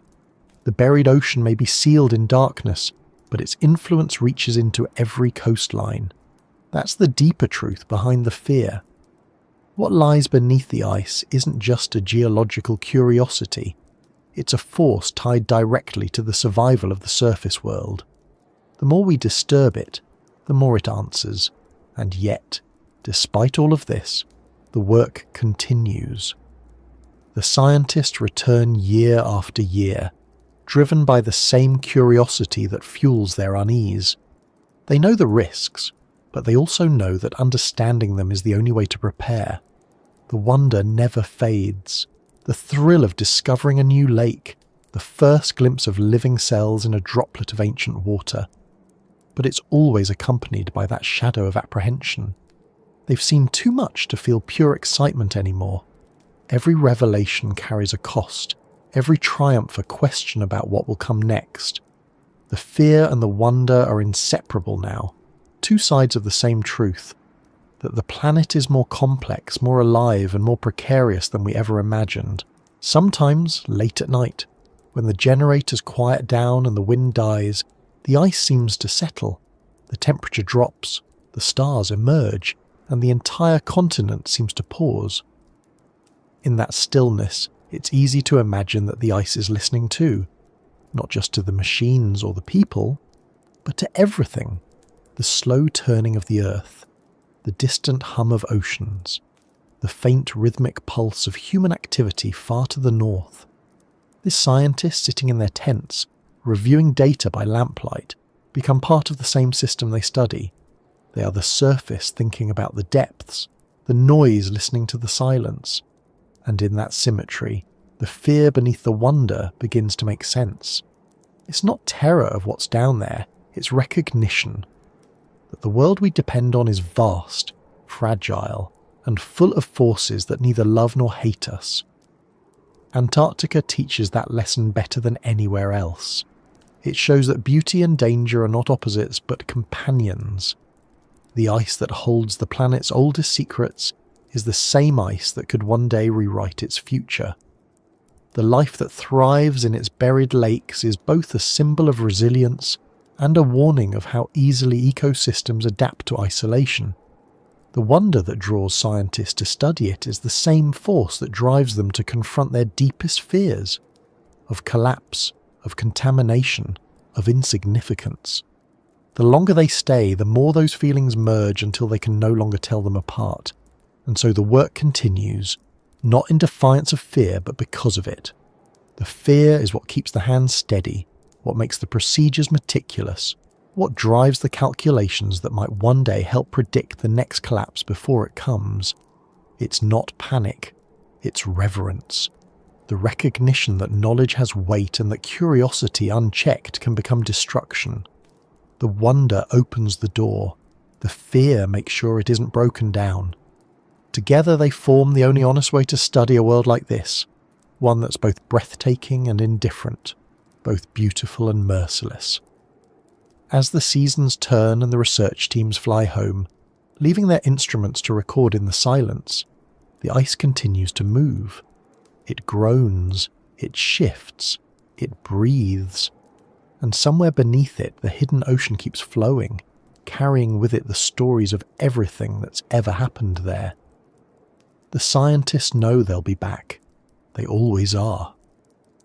Because for all the fear it inspires, Antarctica still holds something that no other place does. The feeling of standing at the edge of understanding, looking into the dark and realizing that the dark is looking back. For as long as humans have looked upward, they've imagined other worlds, some shimmering and distant, some imagined as mirrors of our own. It's a quiet irony that to understand those faraway places, we've had to look downward instead, beneath the thickest ice on Earth, into the black waters that have never seen the sun. The more we uncover beneath Antarctica, the more those alien landscapes begin to feel familiar. The frozen moon Europa, with its hidden sea beneath a crust of ice, Enceladus, spouting plumes of water vapour into space from a buried ocean, even distant Titan, where methane flows in liquid form under a dim orange sky.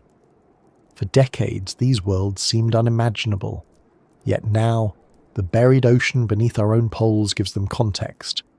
The parallels are too strong to ignore. The fear and wonder that define our relationship with Antarctica are the same emotions that shape our search for life beyond Earth. When the first images of Europa's cracked surface were transmitted by spacecraft, scientists immediately saw something they recognized: patterns that looked like pressure ridges, the same kind that form when sea ice shifts on Earth. The idea that a liquid ocean could exist beneath that icy shell was revolutionary at the time, but what lay beneath Antarctica had already shown it was possible. Our planet proved the model. If heat from within could keep water liquid under kilometres of pressure here, then tidal forces could do the same on Europa. That simple connection changed the course of planetary science. Antarctica became a testing ground, a simulation of the alien. It offered a chance to practice listening to another world without leaving our own. Researchers began to study the subglacial lakes not just for their earthly significance, but for what they could reveal about life elsewhere. The parallels were uncanny. Both environments were sealed from sunlight. Both relied on chemical energy rather than photosynthesis. Both were shielded from radiation by thick layers of ice. The life forms discovered under the Antarctic ice, microbes that metabolize iron, sulfur, or methane, became models for what might exist on Europa or Enceladus. These organisms proved that life could persist without warmth, without light, without any connection to the surface. They showed that biology isn't limited by the boundaries we once thought essential. The realization was thrilling, but it carried a shadow. Because if life could exist so easily in the dark, then it might be everywhere. And if it's everywhere, then the universe is not a void. It's alive, endlessly, coldly alive. That thought, like the discoveries beneath the ice, is both comforting and terrifying. Comforting because it means we're not alone. Terrifying because it means life is not special, that it's inevitable wherever the conditions are right, that it blooms and persists whether we see it or not.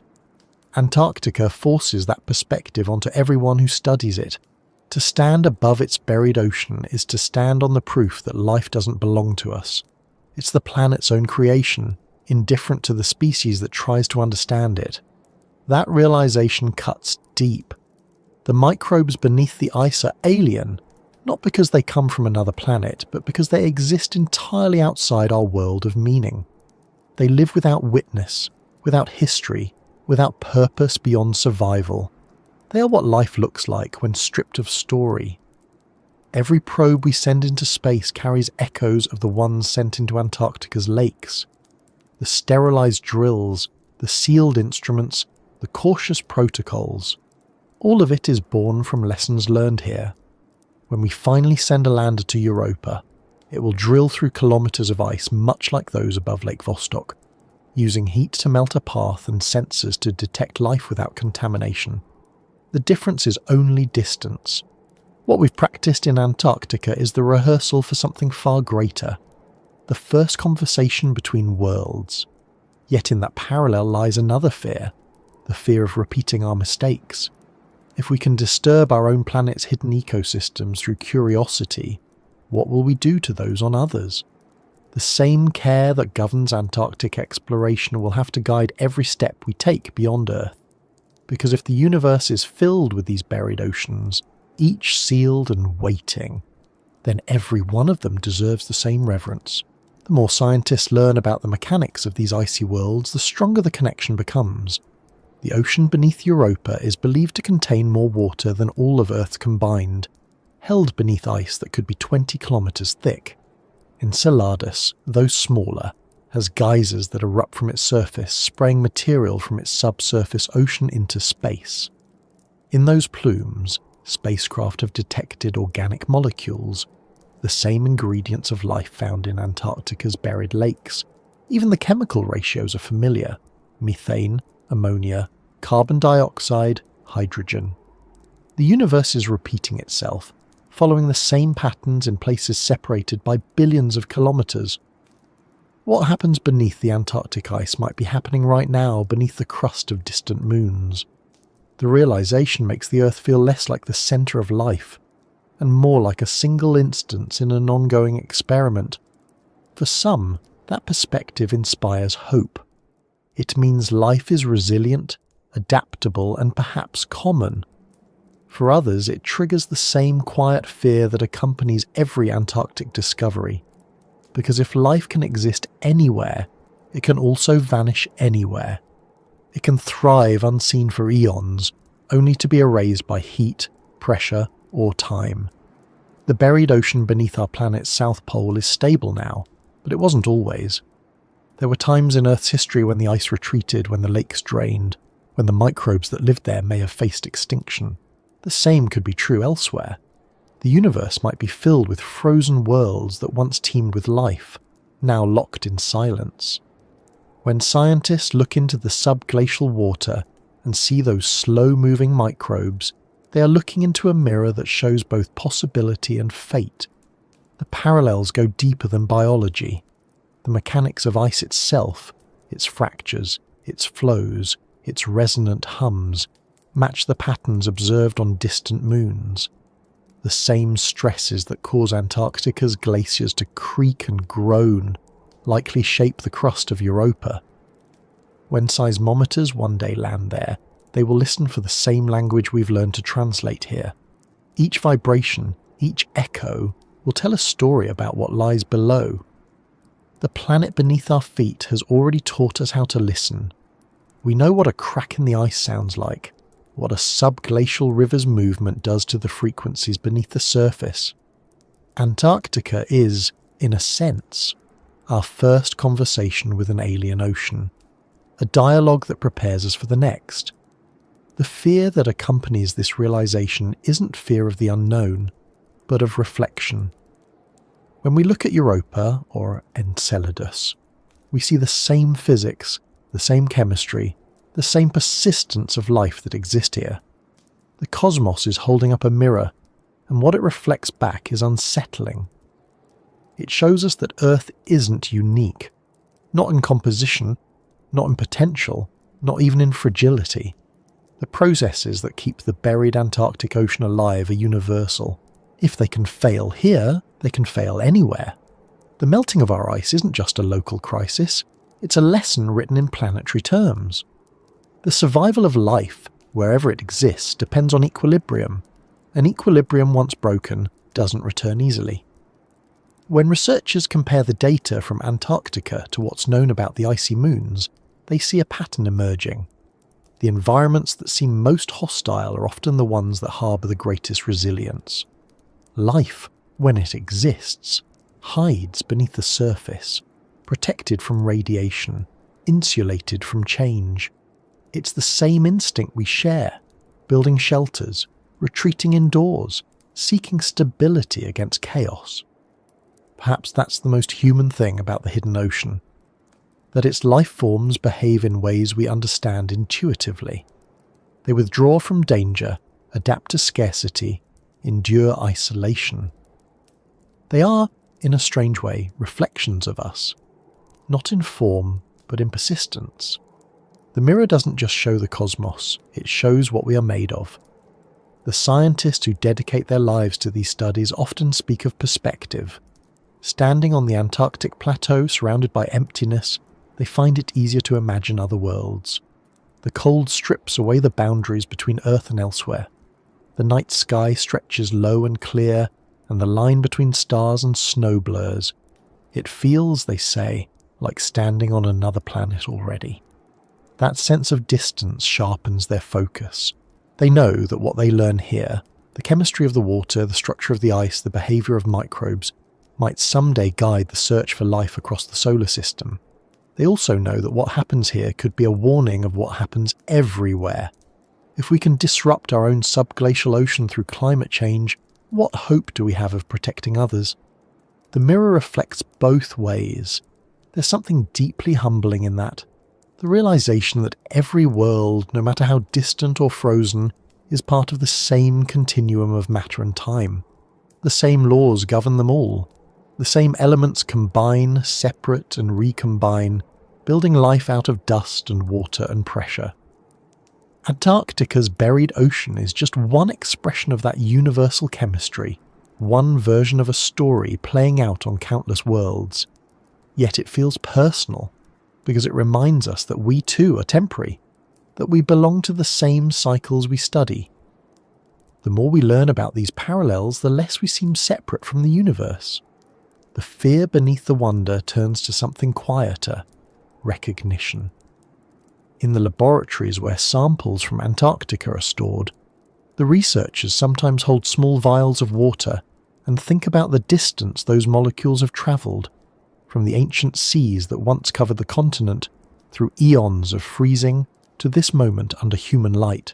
They know that within those droplets may be the same chemistry unfolding on Europa right now, unseen under alien ice. The connection feels almost sacred, not in a spiritual sense, but in a temporal one. Time doesn't separate worlds, it threads them together. The same processes repeat, the same ingredients recur, and in each repetition, something alive listens for warmth. The thought is beautiful, but it comes with its own unease, because if we are mirrors of other worlds, then our failures will echo too. The melting of our ice, the collapse of our balance, may serve as a warning written across the cosmos, a demonstration of how fragile even the most resilient systems can be. The hidden ocean beneath Antarctica is both an example and a prophecy. It shows that life can endure anything except indifference. It can adapt to cold, to pressure, to isolation, but not to carelessness.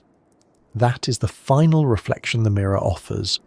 And so, as the scientists continue their work, drilling deeper, listening longer, mapping every vibration of the frozen continent, they are not just studying the past or predicting the future. They are holding a conversation with the universe. The buried ocean speaks through them, its lessons flowing outward like ripples. It tells of survival, of patience, of balance. It reminds us that we are part of the same system we study, that our curiosity and our caution must exist together.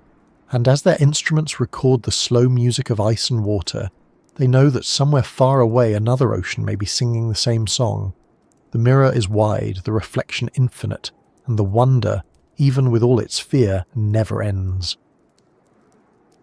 The edge of the melt is not a line you can see. It isn't drawn across a map or marked by colour. It moves invisibly, creeping through ice, travelling under storms and darkness. It's the boundary between what was frozen and what is beginning to let go. To the human eye, the Antarctic landscape seems permanent, unmoved by season or year. But beneath that illusion, the edge is advancing.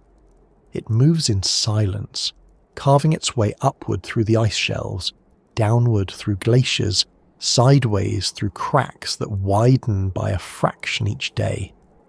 The The change is almost imperceptible until suddenly it isn't, until a slab of ice the size of a city breaks away from the continent and floats out into the Southern Ocean, turning white to blue to shadow. The moment passes quickly, but the consequences don't. The edge of the melt never retreats, it only waits, gathering momentum in the dark. The first signs appear deep below, where the hidden rivers shift their paths. Sensors buried in the ice start to record slight changes in pressure, small fluctuations in temperature that spread like whispers across the network. The water is warmer, only by fractions of a degree, but enough to change the physics of the entire system. A degree can mean the difference between solid and liquid, between stillness and movement. As the water warms, it begins to erode the base of the ice from below, carving tunnels that grow slowly then faster. It moves upward, finding weak points, exploiting fractures. In some places, it creates new subglacial lakes where there were none before. In others, it drains existing ones completely. The melt becomes a kind of intelligence, a patient and unstoppable force, rewriting the structure of the continent from within. At the same time, the ocean surrounding Antarctica is changing. The water that once protected the continent by forming dense, cold layers at the surface is now thinning and warming. Currents from the north carry heat deep beneath the ice shelves, melting them from the underside. This process is invisible to the satellites that watch from above, but it shows up in the instruments that listen to the ice. The frequencies shift, the tones deepen. Glaciers that once moved centimeters a year now slide meters in the same time. The sound of their motion is a low, continuous groan, the planet's slow exhale as pressure is released. Each surge of water beneath them is another reminder that even the thickest ice has limits. The edge of the melt doesn't move evenly. In some regions, it advances in sudden bursts. In others, it creeps forward with agonizing patience. It's a system driven by feedback loops. As melting accelerates, it exposes darker surfaces that absorb more heat. As glaciers thin, they let in more warm water. Every small change multiplies, feeding the next. Scientists watch these processes unfold through data streams and satellite images, but what they see isn't just numbers, is movement, alive and continuous. The maps update faster now. Each season shows new retreat lines. The ice shelves that once anchored the glaciers in place are collapsing one by one, and without them, the inland ice has nothing to stop it. It begins to flow outward, picking up speed, feeding the sea. For a long time, it was believed that the Antarctic ice sheet would melt from the top down, driven by rising air temperatures. Now it's clear that the real danger comes from below. The heat reaching the base of the ice doesn't come from the atmosphere, but from the ocean itself. In a sense, it's the planet's own body heat, rising from its depths, circulating through currents that humans have altered without meaning to. The excess warmth, trapped by greenhouse gases, doesn't stay in the air. It sinks into the sea, where it travels south, unseen and unstoppable. When it arrives at the frozen continent, it doesn't crash like a wave. It seeps in. It flows through underwater canyons, pressing against the ice, turning solid mass to liquid drop by drop. The edge of the melt isn't loud, but it's relentless. Once it begins, it doesn't stop. In some parts of the continent, the edge has already reached ancient ground. Sediment cores reveal layers of material that haven't seen the light of day for millions of years. They contain organic remains, trapped gases, fragments of rock that tell the story of older climates. Each layer uncovered by the melt is a page torn from Earth's archive, exposed for the first time and then erased as the water carries it away. The hidden ocean beneath the ice, once sealed in isolation, is beginning to reconnect with the global sea. Microbes that evolved in silence now drift upward into currents that circle the world. Chemical traces that have been locked away since before humanity existed are entering circulation again. The edge of the melt is not just physical, it's temporal. It's the moment when the past begins to flow into the present. Scientists trying to model these changes face an impossible task. The variables multiply faster than they can calculate them. Ice thickness, ocean temperature, salinity, wind patterns, geothermal heat, precipitation. Each one interacts with the others in ways that defy prediction. Every new discovery adds complexity instead of clarity. The melt moves through channels no one knew existed, under mountains that were only recently mapped, across fault lines that shift under pressure. Even the most advanced simulations can't keep up. The system isn't linear, it's alive, responding to itself in feedbacks that sometimes accelerate beyond control. The edge is unpredictable not because it's chaotic, but because it's precise. It obeys physics with perfect indifference, and physics has no interest in comfort. The fear this inspires among researchers isn't theatrical. It's the quiet dread of watching inevitability unfold in real time. They see the numbers rising, temperatures, flow rates, sea levels, and they know what they mean. The models that once described centuries of stability are compressing into decades. The places they've drilled, the lakes they've mapped, the glaciers they've crossed, all of it is changing faster than their equipment can record. Some regions that were once stable are now considered vulnerable. The hidden rivers beneath the ice are swelling, their paths shifting as meltwater floods new corridors. The ice shelves that once held back vast inland glaciers are thinning, cracking, breaking away. Each event is another line crossed, another threshold passed, and the edge keeps moving. It's not only the physical transformation that unsettles them, it's the realization of scale. The processes they study are slow by human standards, but fast in planetary terms. What they're witnessing is an acceleration that will echo for millennia. Once the glaciers start to retreat, their momentum continues long after the surface temperatures stop rising. The ice doesn't just melt, it collapses under its own weight, feeding the sea even in the absence of new heat. The changes they record today will keep unfolding long after their lifetimes. That knowledge is a burden. It means that the edge of the melt is not a moment, but an inheritance, a future already written into motion, and yet there's still wonder in it. The scientists who measure these shifts don't speak only of loss, they speak of revelation.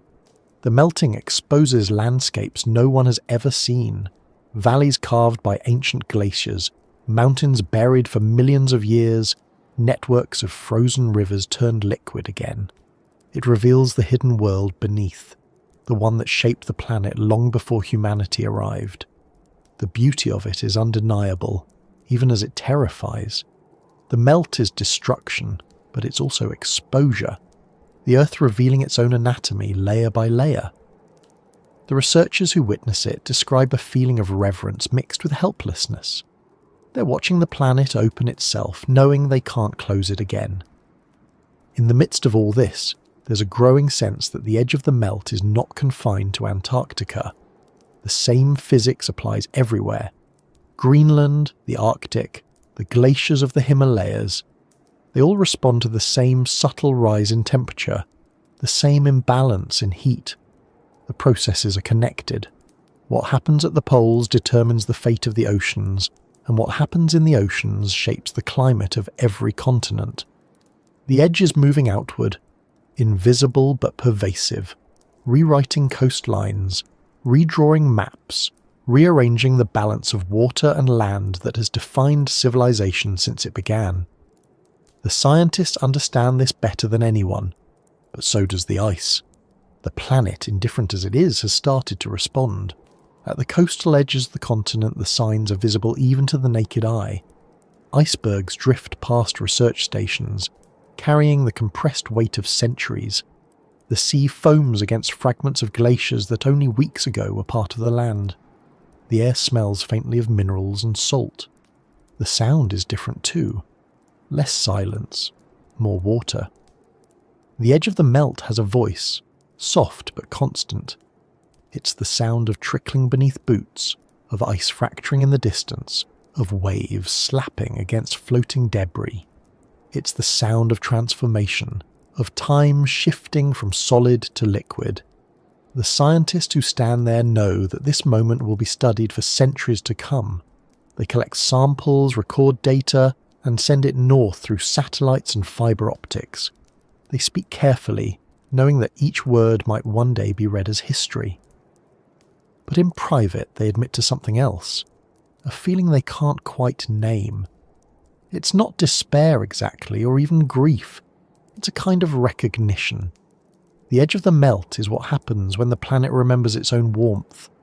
It's the Earth returning to a state it has known before, long before us.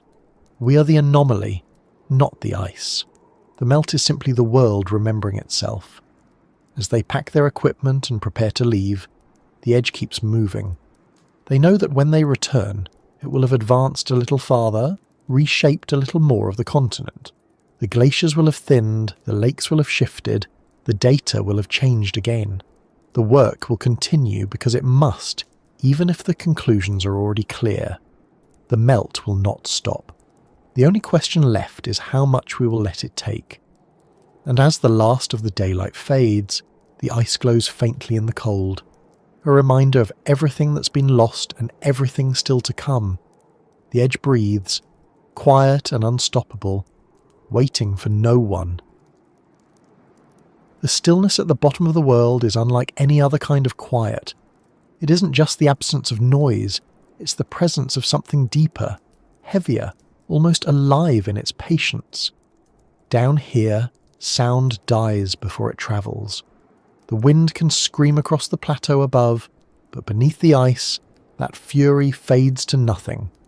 The cold thickens the silence until it becomes physical, pressing against skin and mind alike. It's a silence that has lasted for millions of years, unbroken except for the faint shifts of water, the slow grinding of glaciers, and now, the distant hum of human instruments buried far above. It is the silence of endurance, of time stretched thin and unmoving. For the scientists who've spent years studying this place, there comes a point when the data stop feeling like numbers and start feeling like echoes. They've listened to the ice crack, to the water move, to the continent breathe. They've measured the melt and the flow and the hum of buried rivers. But when they speak about what lingers with them the most, it isn't the movement they remember, it's the stillness, the vast, perfect pause that exists beneath everything else. The kind of stillness that makes you aware of your own heartbeat, your own breath, the warmth of your body against the cold. It's the reminder that life, no matter how complex, is small compared to the scale of the planet's quiet. At the bottom of the world, time behaves differently. The clocks in the research stations keep ticking, but down below in the buried lakes and ancient sediments, time hardly moves at all. The microbes that live there replicate once every few months, sometimes only once a year. Chemical reactions proceed so slowly that a single molecule's transformation could span generations. The sediments shift at the rate of millimeters per century. Even the water circulation in the subglacial ocean operates on cycles measured in tens of thousands of years. To exist in this stillness is to be part of a rhythm so slow that the human mind can barely comprehend it. And yet it continues, unbothered by urgency, untouched by chaos. This is what makes Antarctica more than a place. It's a scale of existence. The stillness here is the opposite of emptiness. It's fullness, saturation. Every molecule of ice carries history. Every trapped bubble of air contains breath from a different epoch. The stillness holds everything, compressing it into silence. When scientists drill through the layers and release those bubbles, they can measure ancient carbon dioxide levels, reconstruct past temperatures, and even detect traces of volcanic eruptions that happened before humans evolved. But no measurement can capture the feeling of standing at the edge of that stillness, knowing that beneath your feet lies the unbroken memory of the planet itself. The stillness is deceptive too. To the untrained eye it looks eternal, but the instruments tell a different story. Beneath the quiet there's movement, glacial flow, shifting pressure, chemical reactions that never stop. The stillness is not absence, it's balance. It's the equilibrium point where all opposing forces cancel each other perfectly. Gravity pulls down, buoyancy pushes up, pressure compresses, temperature resists. The result is a tension so complete that it looks like peace. But equilibrium, once disturbed, can never return to exactly the same state. The stillness is fragile. Every vibration from above, every fraction of a degree of warmth, every molecule of gas that escapes into the atmosphere changes it in ways that can't be undone. The people who've studied the Antarctic ice long enough know this instinctively. They can feel the change, not just in data, but in mood. Each year the stillness feels a little thinner, the cracks run deeper, the rivers move faster, the hum beneath the surface grows louder. It's as though the continent is beginning to stir from its long rest. The fear that once lived in numbers now lives in sound. The ice speaks more often, and the spaces of silence between those voices grow shorter. The stillness that once seemed infinite now feels temporary, like the last breath before waking. And yet, it's still there. In the deepest parts, where no drill has reached and no light has shone, the stillness endures. There are places where the ice is so thick that even radar can't penetrate it fully, where pressure has compacted the crystals into a form of near transparency, denser than stone and older than language. The water beneath those regions moves so slowly that it might take millennia to circulate once. In those places, the planet is as close to timeless as it can be. Nothing disturbs it. Not warmth, not motion, not thought. It's as if the Earth has stored a piece of its own calm there, hidden away from everything that would alter it. Some scientists believe that understanding this stillness might be as important as understanding the motion around it. The stillness represents stability, the baseline of the planet's climate system. By studying it, they can see what balance once looked like. It offers a glimpse into what the Earth was before industry, before agriculture, before memory. The air trapped in those bubbles shows a world untouched by combustion or machines, a world breathing at its own pace. In that comparison, the contrast is stark. The stillness becomes a mirror, showing us what we've changed and what we've lost. There's a quiet reverence that settles over research camps when the day's work is done. The machines power down, the data is saved, and for a few minutes before sleep the noise fades. Outside, the wind moves across the plain, reshaping snow into patterns that no one will see again. Inside, the scientists sit in near silence, aware of the vastness beneath them. Some describe it as peaceful, others find it unsettling. It feels like sitting above an ancient mind that dreams in ice. That image isn't superstition, it's metaphor born from scale. The stillness makes you feel watched, not by eyes, but by history.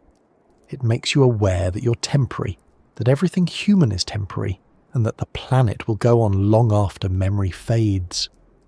And yet, there's comfort in that realization. The stillness isn't hostile. It doesn't resist observation. It simply exists, constant and indifferent. It doesn't punish or forgive. It doesn't react to fear or hope. It's the neutral state of things, the way the world was before movement began. In that sense, the stillness at the bottom of the world is a reminder of what endurance really means. Not the act of surviving, but the ability to remain unchanged through everything else's change. The stillness doesn't care if it's being studied. It doesn't know that its preservation holds meaning for the species above. It simply continues, unaware that its silence is sacred. Sometimes, when teams prepare to leave for the season, they take one last moment before departure. The instruments are shut down, the tents packed, the generators quiet. They stand outside in the blue light that never quite becomes night and listen. There's always wind, sometimes distant cracking, sometimes nothing at all. But beneath that there's the hum, faint, low, nearly imperceptible.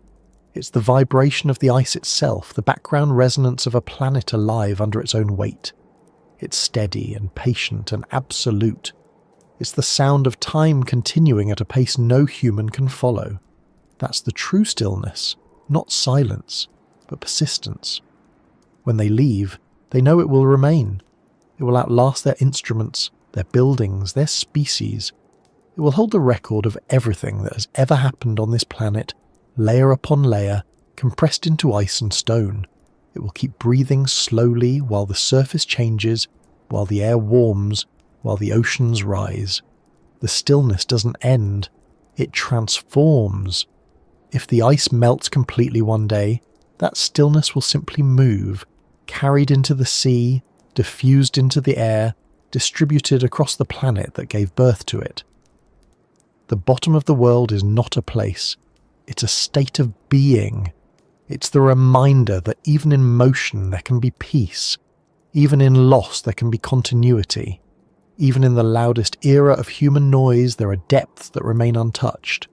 And so, as the planes lift off and the horizon fades into cloud, the continent returns to its rhythm. The snow falls again, erasing footprints. The wind rebuilds the drifts. The instruments buried deep continue to listen, though no one hears them anymore. And below it all, the ocean sleeps, dark and endless, turning in its slow cycle as it always has. The stillness remains at the bottom of the world, quiet, eternal, watching the passage of time as if it were nothing more than weather.